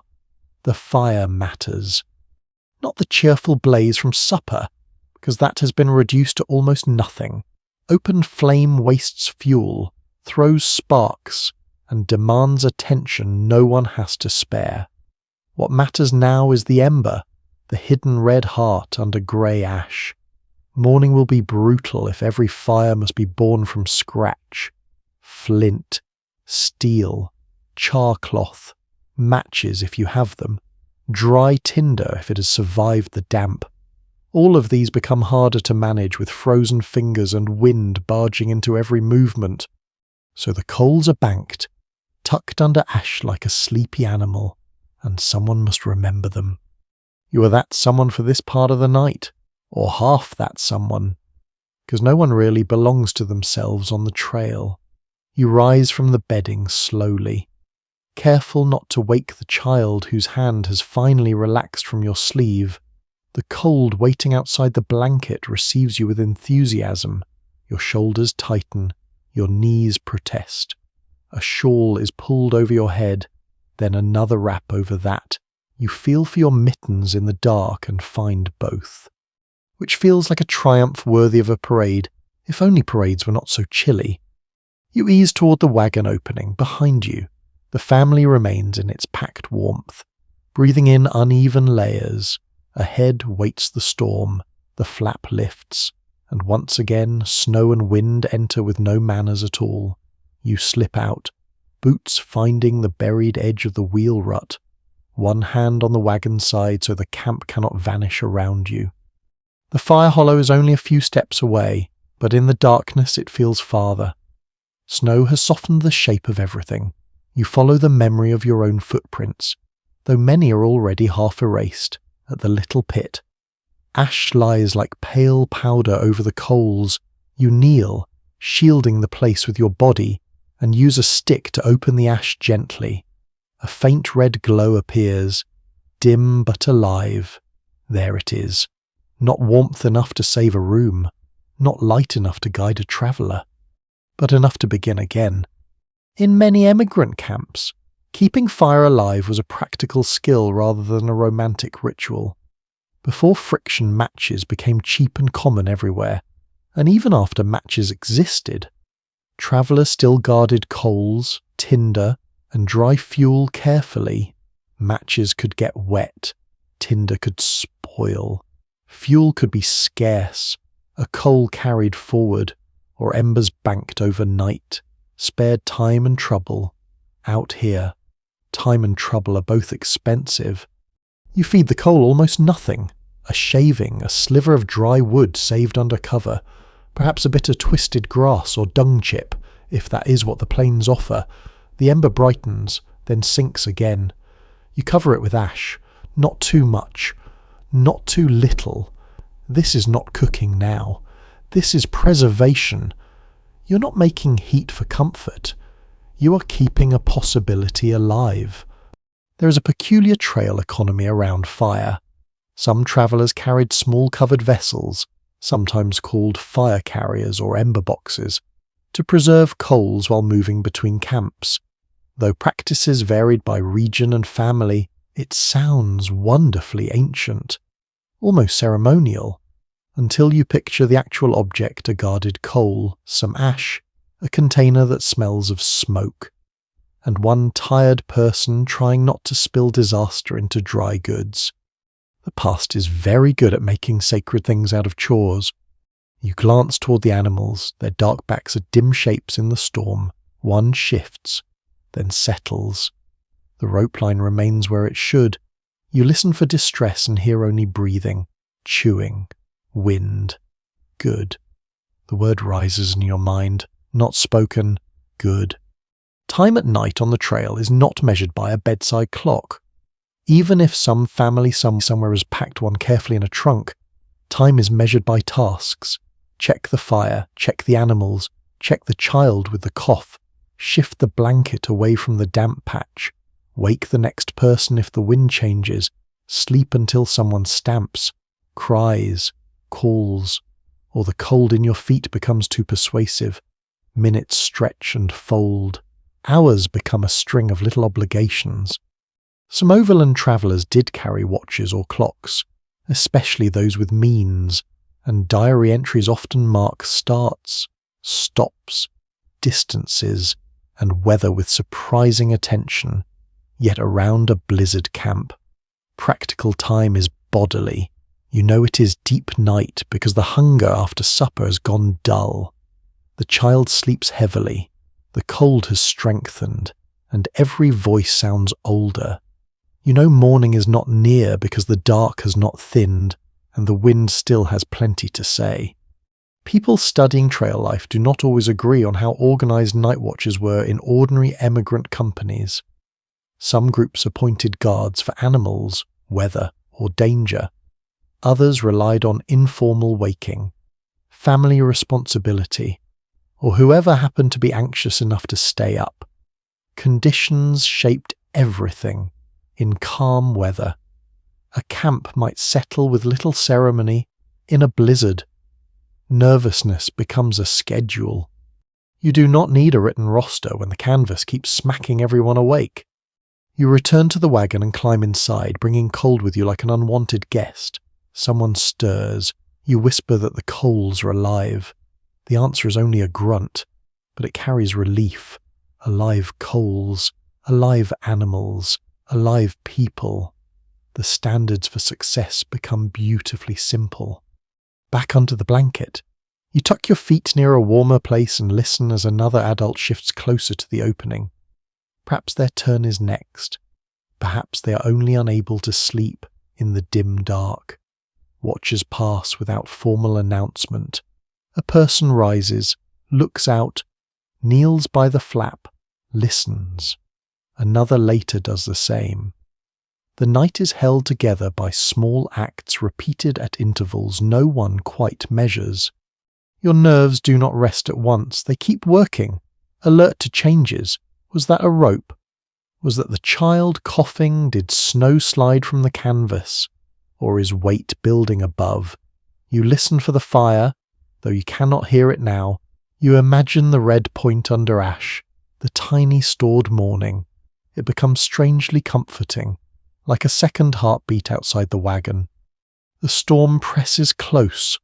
Wind rubs snow along the boards with a dry, whispering sound. The canvas bows inward, then releases. Someone near you mutters in sleep and pulls the blanket, exposing your shoulder.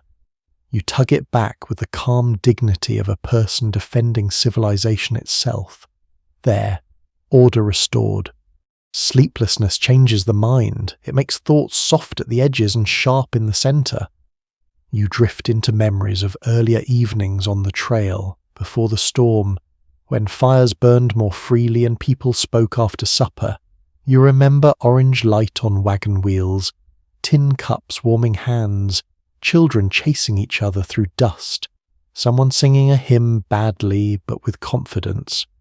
Now the same company lies hidden under snow, every sound reduced, every comfort rationed. The difference feels enormous, though only weather has changed. The fire under ash, the animals under snow, the people under blankets, all are waiting. That is what the night is now, a waiting room with no chairs, run by wind. You try to let your body sink. The boards remain hard but familiar, the cold remains sharp but patterned. You have checked what needed checking. Someone else will rise when the next uneasiness arrives. Perhaps the coals will last. Perhaps the storm will weaken before dawn. Perhaps the animals will keep steady. Perhaps your own mind will stop arranging disasters in alphabetical order. Slowly, the sounds blur. Rope creak, breath, snow hiss, wood groan, blanket rustle. They become less like alarms and more like a rough lullaby made by the trail itself. Not sweet. No, the trail is not interested in sweetness tonight, but steady enough. You picture the ember again, hidden beneath ash, small and red and patient. It is not a flame, it is not warmth for the whole camp. It is merely the promise that warmth can be called back when the time comes. In this narrow wagon, among sleeping bodies and damp wool, that promise is enough to loosen your grip on waking. The night continues without asking permission. You turn your face into the blanket, breathe the smoke caught in its fibres, and let the guarded ember outside keep watch where your tired eyes cannot. The wagon's guarded hush begins to change as the night deepens. It is not louder exactly, just more bodily. The storm still worries at the canvas, the animals still shift outside, and the hidden coals still keep their red secret under ash. But inside the bedding there is another weather now. Coughs move through the darkness. Feet ache, hands sting as they thaw and chill again. Damp cloth clings at wrists and knees. Sleep, poor shy creature, keeps trying to settle, only to be nudged aside by the small complaints of flesh. You lie with your cheek against a rough fold of blanket and listen to someone breathe unevenly. Not the soft rhythm of ordinary sleep, but a breath that catches a little at the end. The child near you has warmed at last, tucked among adult bodies, yet a faint cough escapes now and then, muffled in wool. Each cough travels through the wagon like a pebble dropped into still water. People do not fully wake, but they register it. A shoulder tightens, a hand reaches, a mother or father murmurs. Hush now, not because the child has done anything wrong, but because the words are the only medicine immediately available. Illness on the trail is never just illness, it is timing.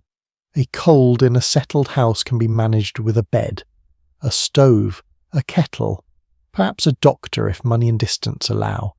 A cold here rides with you. It sleeps in damp bedding, drinks smoky coffee, walks in snow, and waits while animals are fed before anybody rests. Even a minor sickness becomes larger when no one can fully stop. Emigrant accounts from the overland trails often mention cholera, fevers, measles, accidents, exhaustion, and respiratory troubles, especially in crowded or difficult conditions. Cholera was the great terror in many trail years, more associated with contaminated water and camps than with blizzards. But the smaller miseries mattered too. Coughs, sore throats, frost-nipped fingers, bowel trouble, and infected scratches all worked against people whose bodies were already tired. History remembers dramatic danger more easily than damp socks, but damp socks had their own little empire. You flex your toes and feel pins of pain in them. They are cold but not numb now. That is probably good. Probably. That old unreliable friend. Your stockings are damp at the toes from snow that melted near the fire and then chilled again. The skin feels tender where the boot rubbed during the day. You imagine taking off the stocking and seeing a blister, pale and swollen, or a raw place at the heel. You do not look. Looking requires movement. Movement invites cold. Also, the blister will still be there in the morning, ready to be admired under worse lighting. Someone at the far side of the wagon whispers for the medicine box. A hand feels along a crate, then another. The box is not where it was believed to be. This creates a tiny domestic crisis, made worse by darkness and the fact that every object in the wagon has been placed by someone who is certain they remember correctly. A lid creaks. A tin cup clatters softly. Someone says, "Not that one." Someone else says, "I know," in a voice suggesting they do not. In fact, no. At last the small box is found beneath a folded coat. Of course it is. The past loves storing urgent items beneath unrelated fabric. A vial is uncorked, or a tin opened, and a sharp smell rises, medicinal and bitter, cutting through the wool and smoke. The child takes a dose, complains softly, then coughs again with deep betrayal. You almost smile into the blanket. Some flavors have been offending children for centuries. There is a strange little trail custom in the handling of cold feet and hands. People might warm stones near the fire and wrap them in cloth for bedding. If stones and fuel were available, a heated brick, a stone, or even a warm iron object could become a bed warmer, but tonight, with fuel scarce and the storm restless, no one has enjoyed that luxury. Instead, feet are tucked against other bodies, hands under armpits, children between adults. The human body becomes the cheapest technology in camp, not glamorous, highly portable. Discussion among historians remains unsettled over how much families admitted illness in diaries while still on the move. Some entries are plain and factual, naming symptoms and deaths with a brevity that can feel startling. Others avoid detail, perhaps from emotional restraint, perhaps because writing space was limited, perhaps because the next chore was already waiting. Later reminiscences sometimes soften suffering, while immediate notes can be almost too spare to hold the weight of what happened. You feel that gap tonight, if you wrote this down. What would you say? Cold, child, coughed, slept poorly. Would that be enough? Would anyone reading it later understand the ache behind those few words?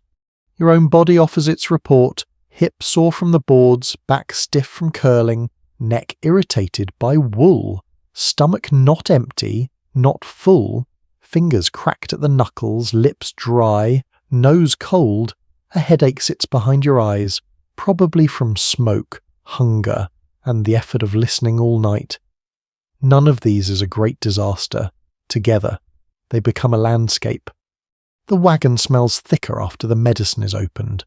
Bitter liquid, damp cloth, breath, old smoke, leather, and the sour sweetness of tired bodies all collect under the canvas.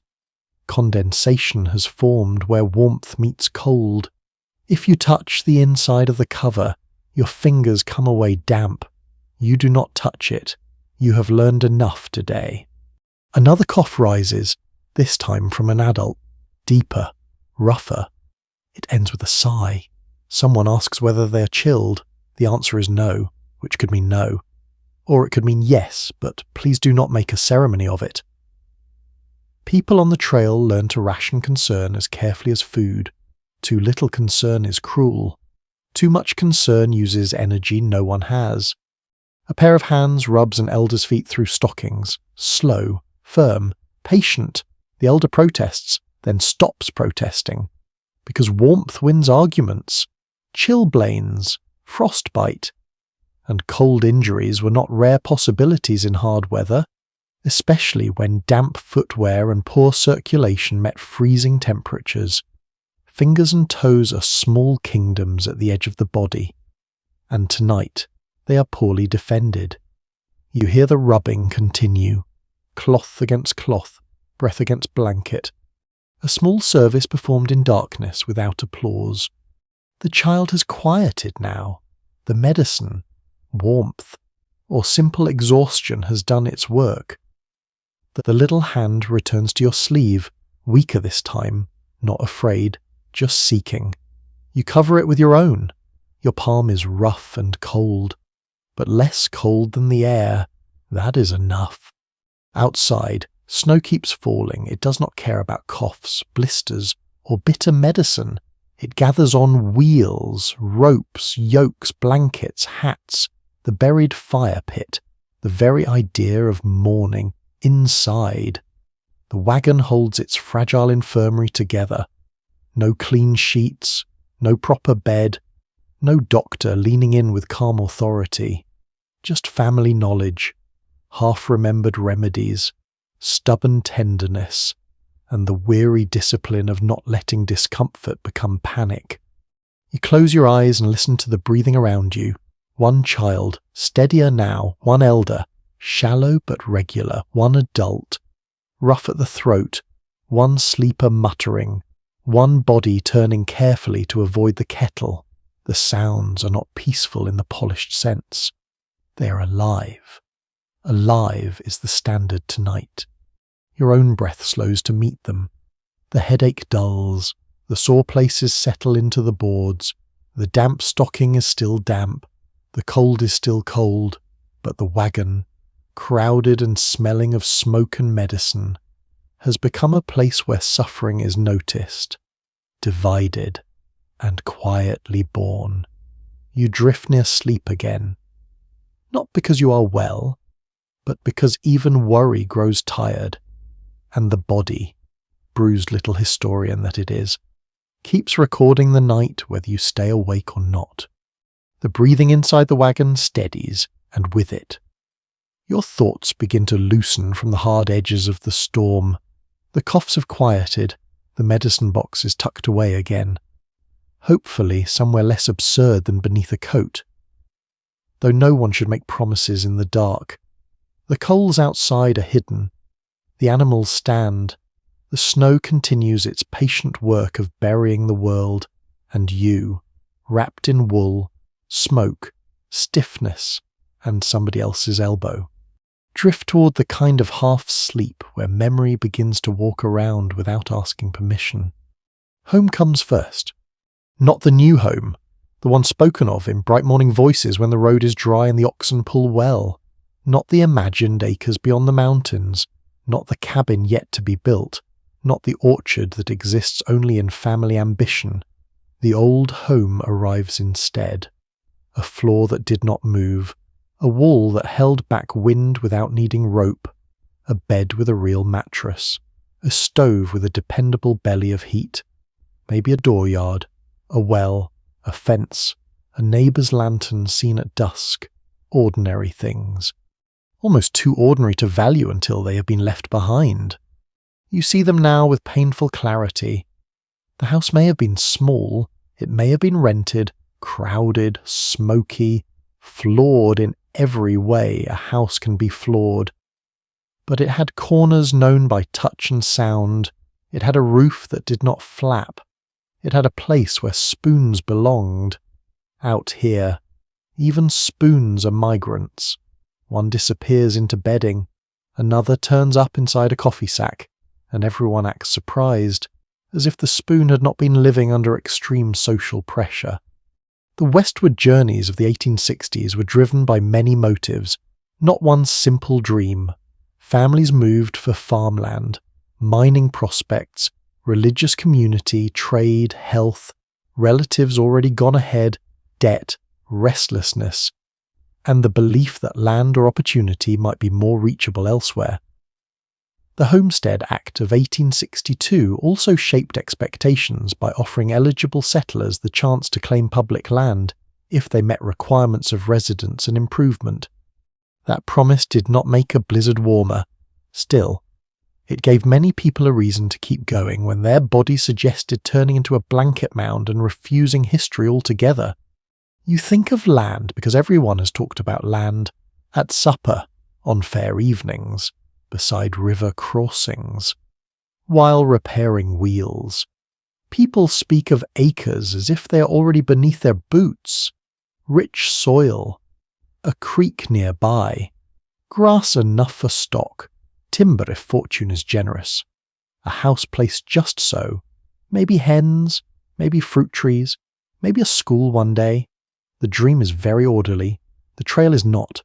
The dream has fences, fields, and a clean hearth. The trail has frozen boots, damp bedding, and an ox named after a politician who will not stop leaning into the rope. Yet the dream persists in this half-sleep. Ambition and homesickness tangle together. You miss what you left and desire what you have not seen. That is an uncomfortable combination, rather like wearing wet socks under a hopeful speech. The mind says, remember the old kitchen. Then it says, imagine the new fields. Then it says, listen. Was that the canvas tearing number just wind? Very soothing. Thank you. Mind. A peculiar detail from migration letters is how often people wrote back east with both warning and persuasion.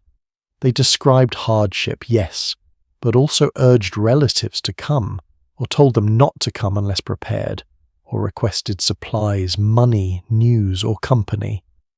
The trail was not only movement across land, it was movement through family conversation, even after leaving. People remained tied to those behind by paper, rumour, longing, and guilt. A letter could become a bridge thinner than thread and stronger than pride. You imagine writing such a letter. If your fingers thawed and daylight allowed, what would you confess that you were afraid tonight when a name was called in the storm, that the child coughed and you counted each breath, that supper was thin and tasted of smoke? Or would you write, we are well, snowed some. Expect to move on soon, because worry travels faster than wagons and you do not wish to send fear back home. Researchers differ on how to read that restraint. Some see it as courage, others as performance, others as plain survival writing, trimmed by fatigue and limited paper. A diary or letter rarely contains the whole person. It contains what the writer had strength to say. Tonight, your own inner account is full, but if asked tomorrow, you may reduce it to a shrug and rough night. The human heart is not always a generous archivist. The wagon rocks. You open your eyes into darkness. For a moment you do not know whether you are in the old house, the imagined cabin, or this box on wheels. Then the smell tells you. Damp wool, smoke, hide, medicine, flour, people. The trail has its own signature, and it signs every breath. Someone beside you murmurs a name from sleep. Perhaps a person left behind. Perhaps a child buried somewhere along the route. Perhaps just a dream wandering loose. The sound fades. You do not ask. Night thoughts are private, even when bodies are packed so close that privacy seems ridiculous.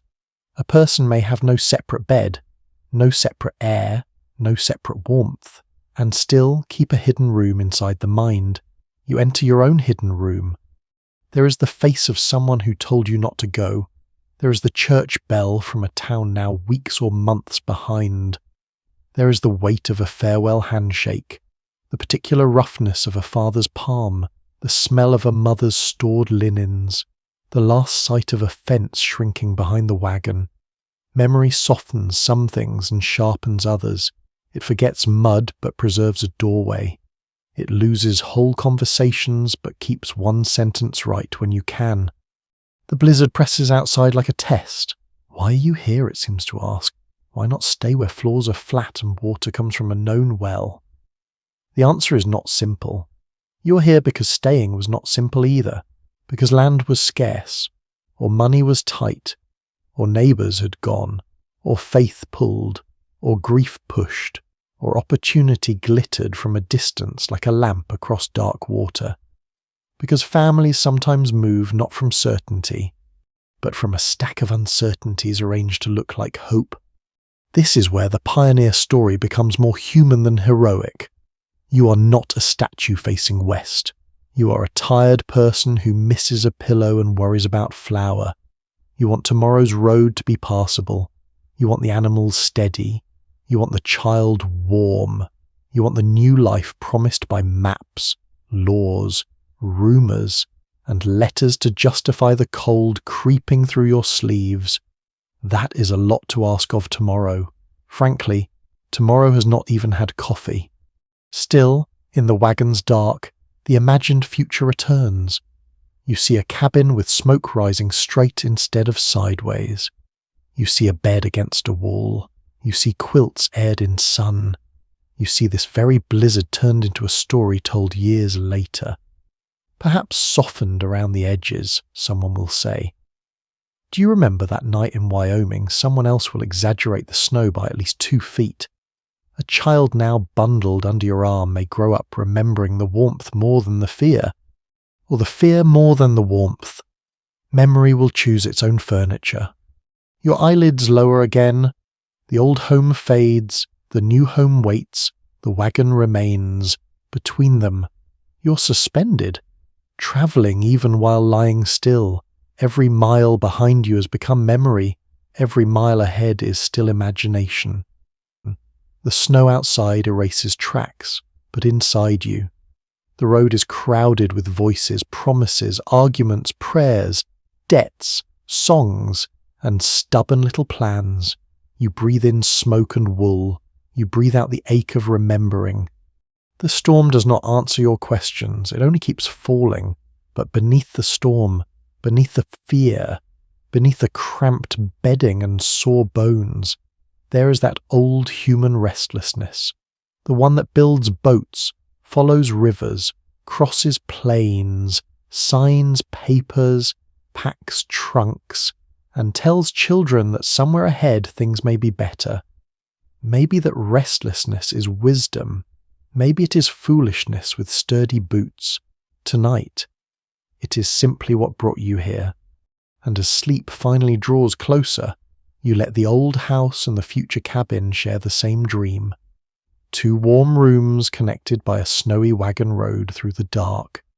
Beyond the canvas, beyond the snow rubbing its cold palms over the wagon, there are other people trying to sleep inside other cramped boxes of wood and cloth. You cannot see them, not clearly. The blizzard has reduced the camp to sound, guesswork, and small lantern glows that appear and vanish like fireflies with very poor judgment. But you know they are there. Other wagons, other blankets, other families lying awake under their own roofs of shaking canvas, smelling their own damp wool, listening for their own animals. The thought comforts you, though not entirely. A wagon train is a strange neighbourhood. It moves by day and rebuilds itself every evening. Its streets are wheel ruts. Its houses are wagons. Its gossip travels at walking speed. Its arguments begin over grazing, water, pace, leadership, repairs, noise, cooking fires, lost tools, and sometimes personality. That ancient frontier shortage. You share danger with these people, and shared danger can make neighbours generous. It can also make them intensely annoying. Both truths fit under the same canvas. Tonight, the storm has pulled the whole company closer, at least in feeling, earlier before the dark thickened. Wagons were drawn where ground, wind, animals, and habit allowed. Some stood near enough that voices could carry between them. Others sat farther off, blurred now by snow. A lantern moved once between 2 wagons, held low and shielded by a coat. Someone borrowed a coal. Someone else asked for a strip of dry cloth. A child from one family may be sleeping under a blanket lent by another, while the borrower lies awake rehearsing gratitude and embarrassment in equal measure. Cooperation was a practical foundation of many overland journeys. Wagon companies often formed rules, elected captains, assigned duties, coordinated river crossings, and helped with accidents or breakdowns. The level of organization varied, of course, because humans are remarkably talented at agreeing to rules and then resenting them by Tuesday. But the basic need was clear. A family alone could travel, and some did. Yet groups offered help, information, labour, and protection against the countless small failures that could stop a wagon cold. You hear that cooperative life now in fragments. A low voice outside says something about a rope. Another answers from farther away. Boots crunch. A lantern hood rattles. Then silence returns, padded by snow. The sounds are ordinary, but they remind you that survival here is social. If your wheel breaks tomorrow, you may need a neighbour's jack, hands, spare bolt, or patience if their oxen stray. They may need your eyes. If someone's child falls ill, all plans may bend. The trail may praise independence in memory, but in practice, it keeps asking people to borrow things. Of course, borrowing has edges. Inside the wagon, someone mutters that the Millers, or the Joneses, or whoever is camped 2 wagons over, still have that extra blanket. The remark is not loud. It does not need to be. Everyone knows which family carries more bedding, whose wagon is heavily loaded, who packed wisely, who overpacked foolishly, who shares quickly, who counts every biscuit like a banker counting gold. In a blizzard, generosity becomes visible. So does refusal. A curious little piece of trail culture lives in the way neighbours traded tiny comforts. A pinch of tea, a spoonful of saleratus, a coal from a better fire, a little coffee, a needle, a scrap of dry tinder, a turn in a sheltered spot, a place for a child nearer the middle of a wagon. These are not dramatic gifts. No one carves them onto monuments. Yet at 2 a.m, a dry match or a warm corner can feel like a diplomatic triumph. The frontier sometimes runs on favours so small they nearly disappear. You shift beneath the quilt and feel the child's hand loosen at last. The air has warmed slightly inside the bedding, warmed by breath and bodies, not by comfort in any grand sense. Nearby, an adult listens at the flap, not opening it, just listening. The camp beyond has gone mostly still. You can tell where other people are only by faint interruptions in the storm. A cough, very distant. A mule's complaint. A man clearing his throat. A pot lid clinking as someone secures it from the wind. Each sound is a neighbour touching the dark. Some historians interpret wagon companies as temporary communities, while others stress how fragile those communities could be under hunger, weather, fatigue, and disagreement. The records support both views. Diaries mention kindness, shared labour, singing, visiting, and help for the sick. They also mention quarrels, divisions, broken promises, theft, impatience, and people leaving one company to join another. Tonight, with snow closing every gap, the company feels like a village. Tomorrow, when oxen need grass and wheels need road, old tensions may creak awake with the axles. You know this because you have heard the small complaints. Someone drives too fast.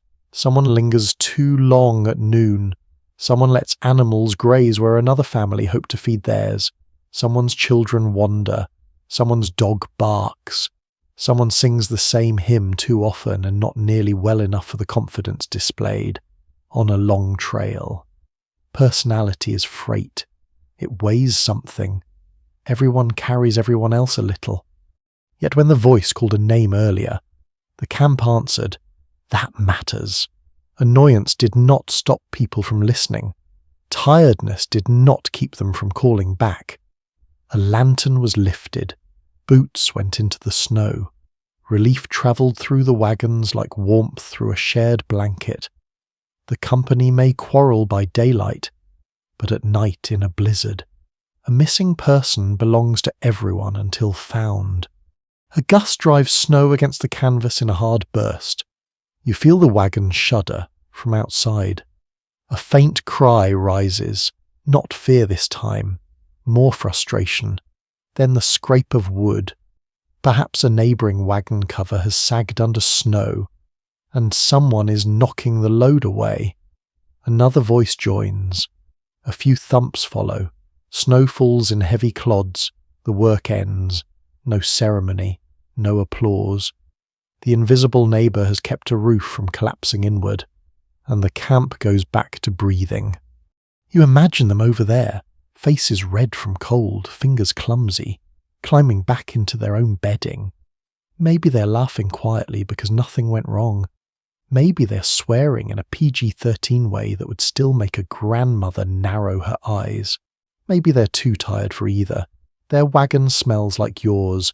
Most likely, smoke, wool, damp boards, people, food, leather, and that mysterious odour common to every long journey, the smell of not being home. There is also suspicion. Sleeping lightly under the blankets, food stores shrink, animals weaken, weather delays travel, a family with extra supplies may become guarded, a family in need may become ashamed, then desperate, then angry. Leaders may ask for sharing, parents may refuse. One person's prudence can look like selfishness to another person's hungry child. The trail makes moral questions practical and cold. It asks not, are you generous? But will you give one blanket when your own feet are already numb? Very rude examination format. Still, you think of the borrowed blanket around the child nearby, if it is borrowed. You think of the coal glowing under ash because someone once taught someone how to bank a fire. You think of the rope between wagons, the shouted name, the lantern passed into the snow. Community is not always sweet. Sometimes it is scratchy, smoky, grudging, and life-saving. The storm softens for a little while, not stops. No, let us not become optimistic without supervision, but it eases enough that distant wagons seem to return by sound. You hear a cough clearly, then a low laugh, then the muted clank of an animal chain. The camp, hidden all around you, feels less like a scattering of strangers and more like a ring of tired hearts beating under canvas. You tuck your chin into the blanket. The old memory of home from your half-dream still lingers, but now another thought joins it. Perhaps home is not only a house left behind or a cabin imagined ahead. Perhaps, for tonight. Home is the narrow distance within which someone will answer when your name is called. Snow moves over the wagons. Neighbours sleep, stir, guard, lend, resent, forgive, and endure. You do not need to love them all. You certainly do not need to admire the hymn singer, but you need them, and in some quiet way. They need you. The blizzard keeps pressing inward, and the camp, imperfect as a patched quilt, keeps holding itself together. The first sign of morning is not light. Not really. It is a thinning of the dark, a greyness pressed behind the canvas, a slight change in the way the snow sounds when it touches the wagon cover. The night has not ended with any grand announcement. No golden sunrise rolls across the plains.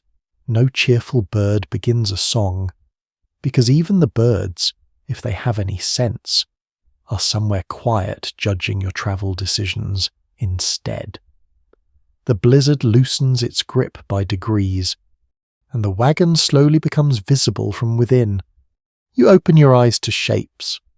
The curve of the canvas bows above you, the dark edge of a trunk near your knees, a boot lying on its side like a fallen animal, the flour sack close to your shoulder, a child's hair tangled against a quilt. Breath still fogs faintly in the cold air. The inside of the cover glistens in places where dampness has gathered overnight. The smell of the wagon is heavier now. Not fresh, not pleasant, but familiar. Smoke, wool, old supper, cold leather, people, medicine, and the faint dusty promise of flour. Your body gives its report before your mind is ready.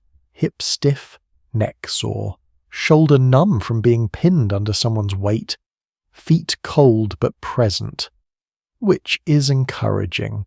Back curved into a shape no furniture maker would recommend. You try to straighten and immediately learn that the night has folded you like laundry and stored you improperly. Beside you, the child still sleeps, mouth slightly open, one mittened hand near the face. The cough has quieted. That small mercy lands softly in you. An elder shifts under a robe, making a low sound that could mean waking, pain, complaint, or all three. Someone near the wagon tail is already awake, sitting hunched with a blanket around the shoulders, staring toward the flap as if the morning owes them an explanation. It does not provide one. When the flap is lifted, grey light spills in with cold air and a sift of snow. The world outside looks remade, and not in a convenient way. Snow has drifted against the wagon wheels, banked along the sides, tucked itself under the tongue, softened every rut and hollow. The animals stand like dark islands in a white sea, their backs crusted, their breath rising. The fire hollow is nearly erased, a rounded mound where embers may or may not have survived under ash. Other wagons emerge as blurred shapes nearby, each one wearing snow on its canvas like an unwanted second roof. Overland travellers often began days very early, sometimes before sunrise, because miles mattered and animals needed hours of movement, grazing, and rest. Yet weather could ruin all schedules. A storm could halt travel, delay breakfast, weaken teams, bury gear, or force a company to spend precious morning strength simply becoming mobile again, today. The usual command to roll out meets a plain white objection from the ground. You climb down slowly. The first step sinks deeper than expected. Snow climbing over the boot top and pressing cold through leather. Very refreshing. If your goal is immediate regret, you grip the wagon side and lower yourself the rest of the way. Your knees are stiff, your fingers resist bending. Around the wheel, drifted snow has packed into a dense wedge. It must be cleared before anything moves. The wheel itself is rimmed with frost. Iron looks especially unfriendly in this light. Others are emerging from wagons now, blankets around shoulders, hats low, faces red and sleep-creased. No one looks heroic, that is worth noting. Paintings tend to prefer pioneers in noble postures, gazing west with purpose. Morning after a blizzard gives you people blinking into wind, rubbing backs, spitting bad coffee grounds, and discovering that one mitten is missing. History is often less dramatic than advertised, but far more tiring. A peculiar morning problem appears at once objects have vanished under shallow snow. A bucket left near the wheel, a rope end, a dropped pin, a pan used to shield the fire, perhaps even a child's small shoe, if someone removed it in the night and placed it somewhere safe, which is a word adults use before losing things. People prod the snow with sticks, boots, and muttered suspicion. The camp becomes a treasure hunt conducted by the severely under-rested. You move toward the fire hollow. Kneeling is unpleasant, but necessary. Ash is crusted on top, damp at the edges. You use a stick to open the mound. For a moment there is nothing, just grey powder and blackened chips. Then a dull red point appears, faint as an embarrassed star. The ember lived.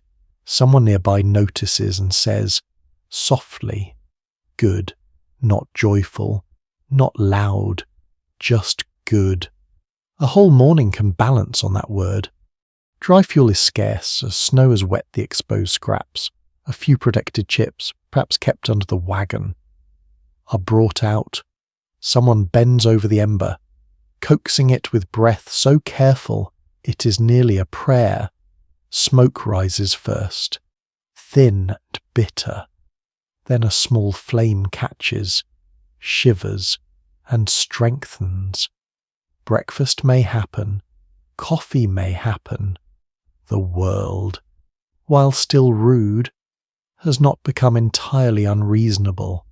Wagon companies crossing the plains and mountain approaches had to think constantly about animals before comfort. Oxen, mules, or horses needed feed, water, rest, and inspection before human plans could resume. A wagon without a team was stranded property. So even though your stomach would enjoy breakfast immediately, your hands go first to ropes, yokes, hides, hooves, and feed. The animals look tired but standing. Snow clings to their lashes. One ox shakes its head, sending powder from its ears. Another has worked a hoof into a crusted patch and needs coaxing. You check the lines with someone else, fingers fumbling at knots stiffened overnight. The animal's hide is warm beneath the outer chill. That warmth reassures you again, the way it did in the dark. Muscle, breath, patience, the living machinery of the journey. Some accounts from emigrants describe mornings spent repairing, searching, digging, and drying before any progress could be made, while other records pass over such labour in one flat sentence. Interpretations differ about whether travellers minimised routine hardship because it felt too ordinary to mention, or because written records favoured distance and destination over bodily details. This morning proves how much can hide inside a simple note like delayed by snow. That little phrase contains frozen ropes, buried wheels, stiff backs, hungry children, and coffee that refuses to boil quickly enough. You help clear the wheel. Snow is pushed away with a shovel, then kicked, then scraped with whatever tool is handy. The drift is heavier than it looks. Under the powder lies compacted, icy weight. Your breath comes hard. The cold air bites your throat. Your hands, warm with work, then sting inside the mittens. The wagon wheel slowly emerges, spokes wet and dark, hub rimmed with frost. Nearby, someone laughs in a flat way after finding the missing pan beneath 6 inches of snow. Another person discovers that a rope has frozen into the ground. A third argues gently with a mule, which listens with the blank expression of an animal already disappointed in humanity. The camp comes alive through chores, not cheer. Breakfast begins behind you. The first smell of coffee lifts into the grey air, smoky and thin but powerful. It moves through the camp like news. A pot of mush follows, perhaps warmed from meal and water, perhaps flavoured with a little grease if the family feels generous toward itself. The children wake more fully at the scent. Adults straighten a little. Hunger is a reliable alarm clock. You take a cup when it is offered, holding it in both hands. Heat seeps into your fingers. Steam touches your face. The coffee's rough, bitter, probably full of grounds, and magnificent. It does not erase the night. It simply places a warm mark in the morning. You sip and look at the wagons around you, their canvas sagging, their wheels half buried, their people moving slowly between them like figures in a grey dream. Surviving the night, you realise, was not the end of the story. It was the beginning of another list. Clear the wheels, check the animals, find the tools, feed the children, revive the fire, dry what can be dried, decide whether to move, decide whether moving is foolish, decide whether staying is worse. The trail never says congratulations, it says, good, now lift that. The sky remains low and pale, snow still falls lightly, though the worst of the wind has eased. The wagon stands stiff and patient, waiting to become a vehicle again instead of a crowded bedroom. You look at the ruts hidden beneath the new snow and think of the miles ahead, invisible but still there. Your body is tired, deeply tired, but the camp is awake now. Breath rises, animals stamp, wheels are cleared, children complain, coffee steams, someone calls for a shovel. Morning has come without comfort, but it has come. The decision to move is not made all at once. It gathers slowly among the wagons, passed from one tired person to another in glances, short remarks, and the way people begin handling gear.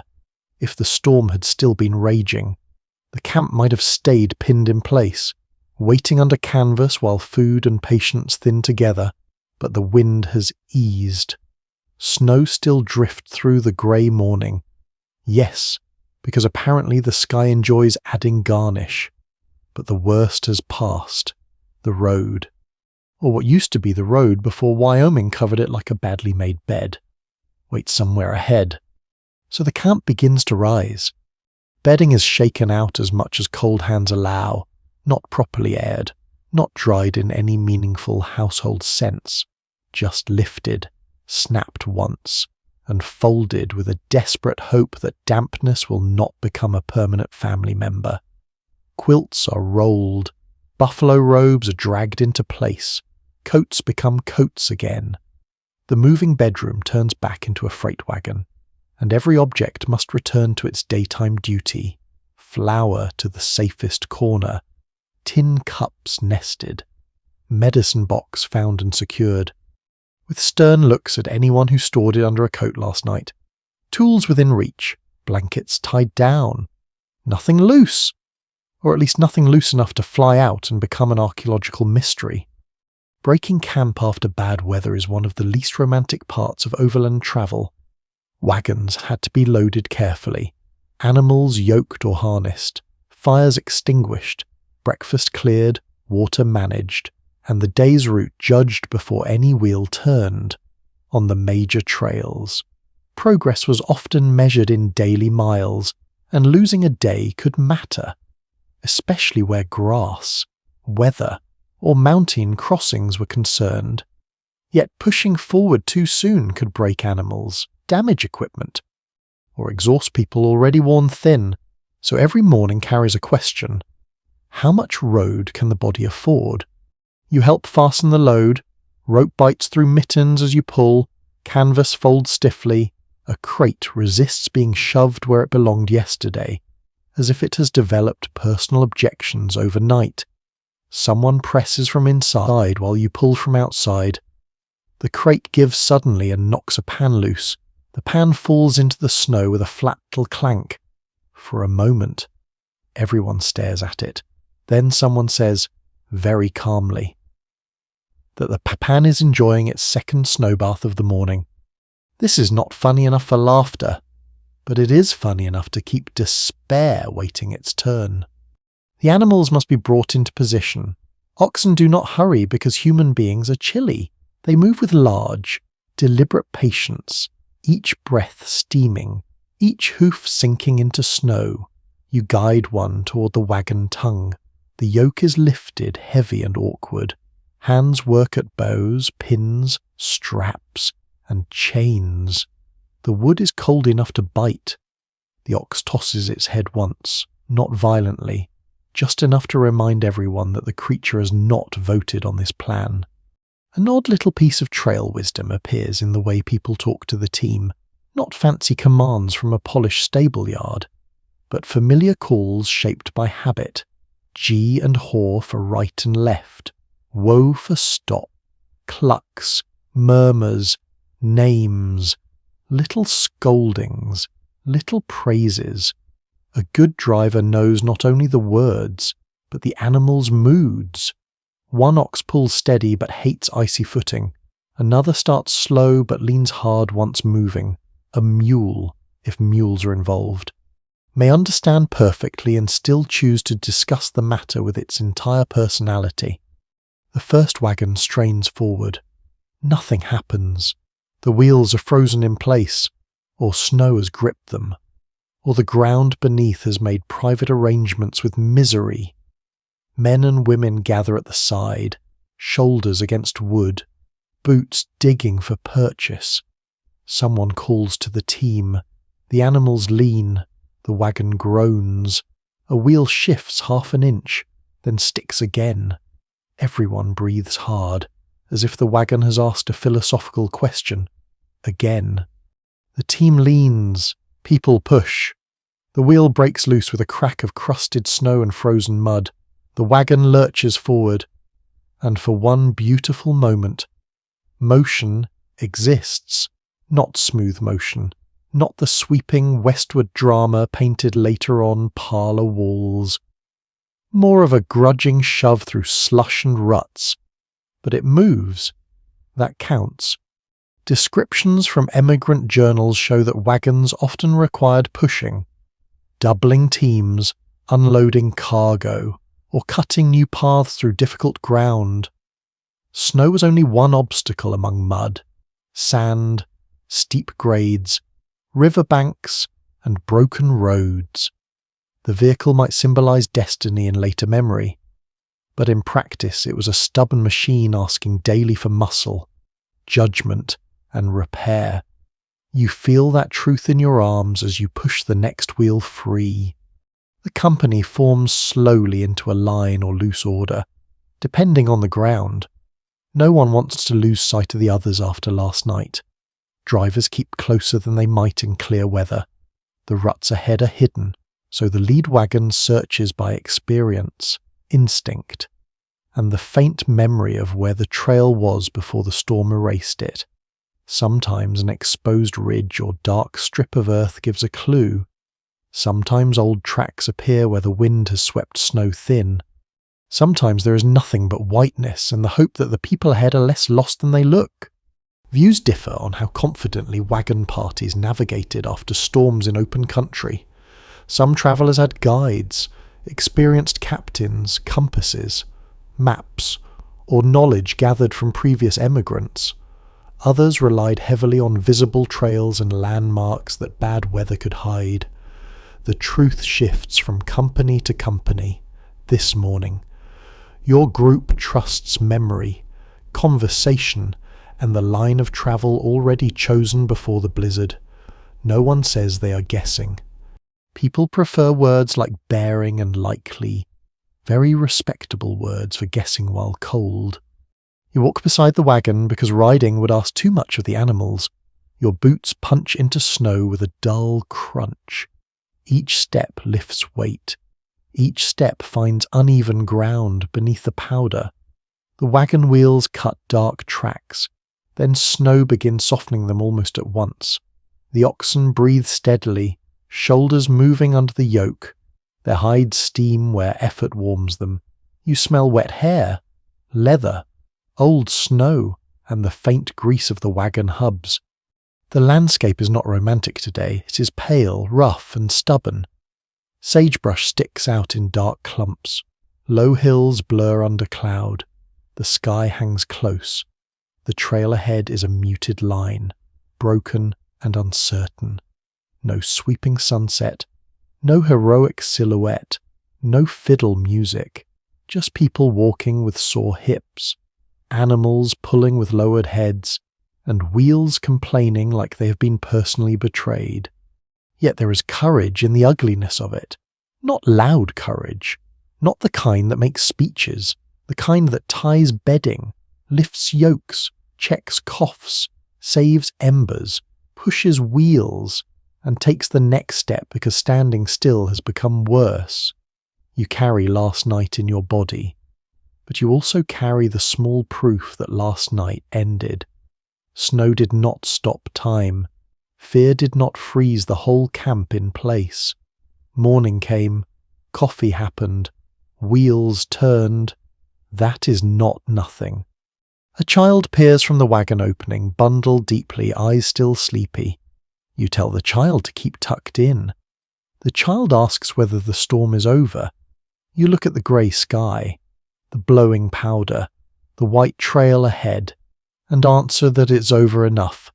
A very pioneer answer. Not true enough for comfort, but true enough for movement. Behind you, another wagon jolts free of a drift. Someone cheers weakly, someone else tells the oxen they are saints, which the oxen accept without comment. The line crawls onward, slowly. The camp stretches back into a train, and the train becomes once more a little migration moving through a country too large to care and too beautiful to explain. You keep one hand near the wagon side as you walk. The wood is cold beneath your glove, but familiar now. Inside are the flour, quilts, medicine, tin cups, and the night's damp bedding.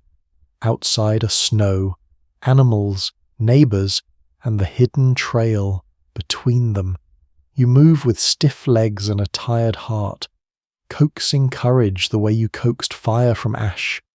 The blizzard has not vanished. It has become road. It lies under the wheels, clings to hems, shines on the backs of oxen, and fills the ruts behind you. But the wagon goes on, slowly, stubbornly, creaking westward through the white morning. The wagon moves slowly through the white morning, but the night does not fall away at once. It stays with you in the damp cuffs of your sleeves, in the sore bend of your back, in the tender skin at your heels, in the smell of smoke that seems to have moved permanently into your hair. You walk beside the wagon because the animals need mercy, and because your own body, stiff as it is, can still move. Every step presses last night deeper into memory. Snow lies over the trail like a blank page. The wheels cut into it, leaving dark tracks that look bold for a moment, then soften as the wind carries powder across them, behind you. The blizzard is not gone.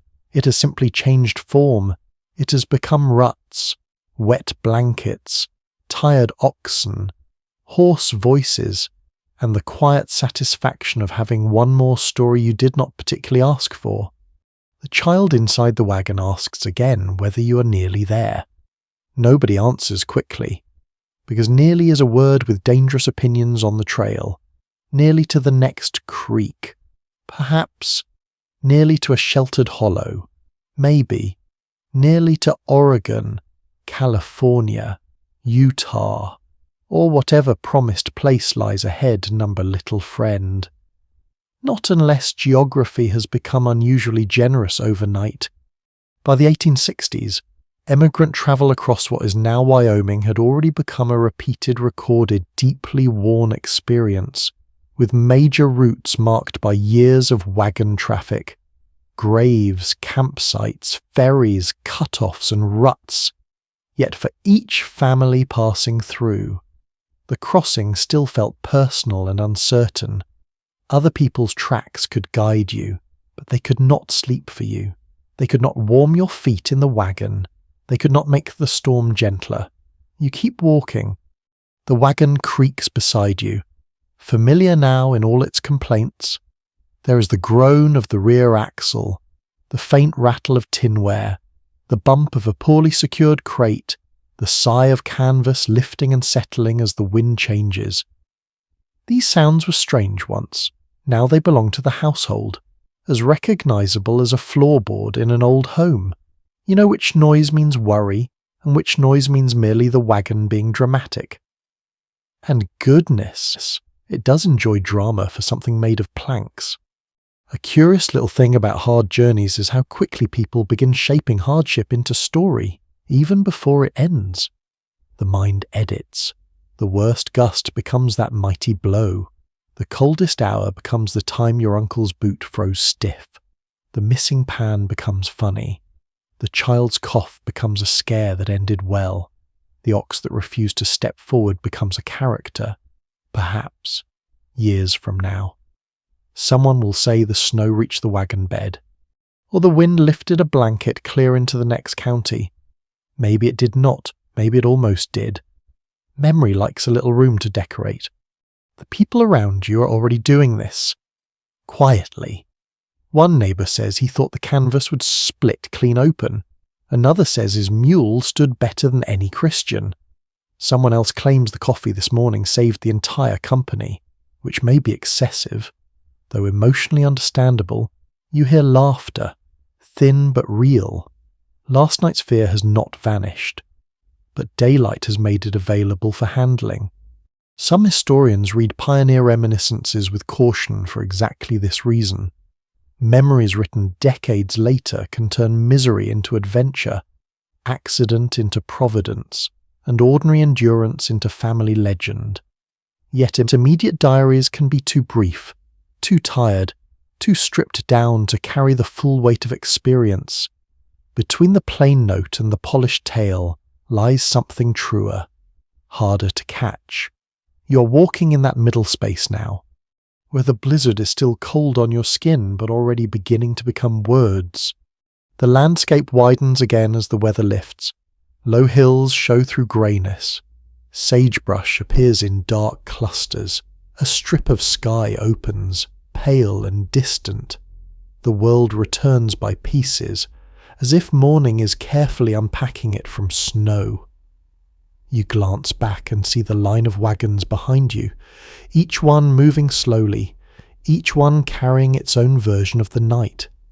15 people might remember 15 storms, even if all slept under the same weather.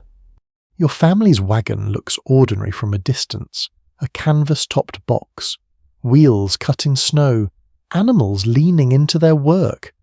No one passing far away would know how much life was folded inside it. The flour sack that served as a pillow, the medicine box that vanished beneath a coat, the child's hand gripping your sleeve, the ember kept alive under ash, the borrowed warmth, the called name in the storm, the thin supper tasting of smoke and salt. All of it rides within the wagon now. Invisible cargo. And perhaps that is what the trail does. It turns moments into freight. Not everything carried west is packed in crates. Fear travels, hope travels, irritation travels, especially if someone keeps singing the same hymn. Love travels too, though it often disguises itself as checking a blanket, saving a spoonful, rubbing cold feet, or pretending you're not worried so a child can sleep. By afternoon, if the snow eases further, someone may speak of the blizzard more lightly. By next week, it may be only one hard night among many. By next year, if there is a cabin and a hearth and a real bed, the memory may soften around the edges. You may remember the hush more than the hunger, the closeness more than the stiffness, the beauty of white hills more than the terror of losing camp. Or perhaps you will remember the cold exactly. Memory is not obedient. The wagon continues forward, and you continue beside it, boots wet, shoulders aching, face turned into a cleaner wind. The storm has passed through you, but it has not stopped you. That is all the trail asks for now.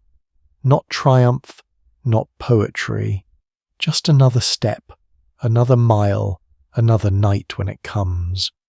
And now, as the wagon creaks on through the pale Wyoming day, the scene grows softer, the hard edges of the storm begin to blur, the wheels turn more quietly in your mind, the oxen lower their heads and pull with their steady, patient strength. Snow slips from the canvas in small sighs, and each sigh seems to carry away a little of the cold. You're no longer fighting the night, you're remembering it from a warmer place. The cramped wagon becomes distant, almost gentle. The damp wool dries in imagination, the hard boards soften, the smoky supper becomes a ribbon of steam rising into the dark, the child's cough fades into even breathing. The animals outside stand calm and huge beneath the falling snow. The hidden ember glows under ash, small and red, keeping its promise until morning. Let the trail stretch out behind you now. Let the white plains grow quiet. Let the creaking wheels slow, and the wind become less a warning than a lullaby moving over open country. You have done all the work that this night required. You have checked the ropes, shared the blanket, guarded the fire, listened for voices, and kept your place in the little wooden world. The storm can soften now. The wagon can drift into memory. The snow can fall without asking anything more of you. Somewhere far ahead, There may be a cabin, a warm hearth, a dry bed, and morning light resting kindly on a quilt, somewhere far behind. The old home is quiet too, and here, between them, you're safe for this breath, and the next, and the next. The canvas no longer snaps, it only whispers. The oxen breathe like slow bellows in the dark, the wheels rest. The camp grows still, even the cold seems tired now, folding itself into the corners, loosening its hold on your hands, your feet, your thoughts. So let your eyes grow heavy. Let the trail fade into snow. Let the snow fade into silence. You are wrapped. You are held. And the long white night has passed into story at last. Sweet dreams.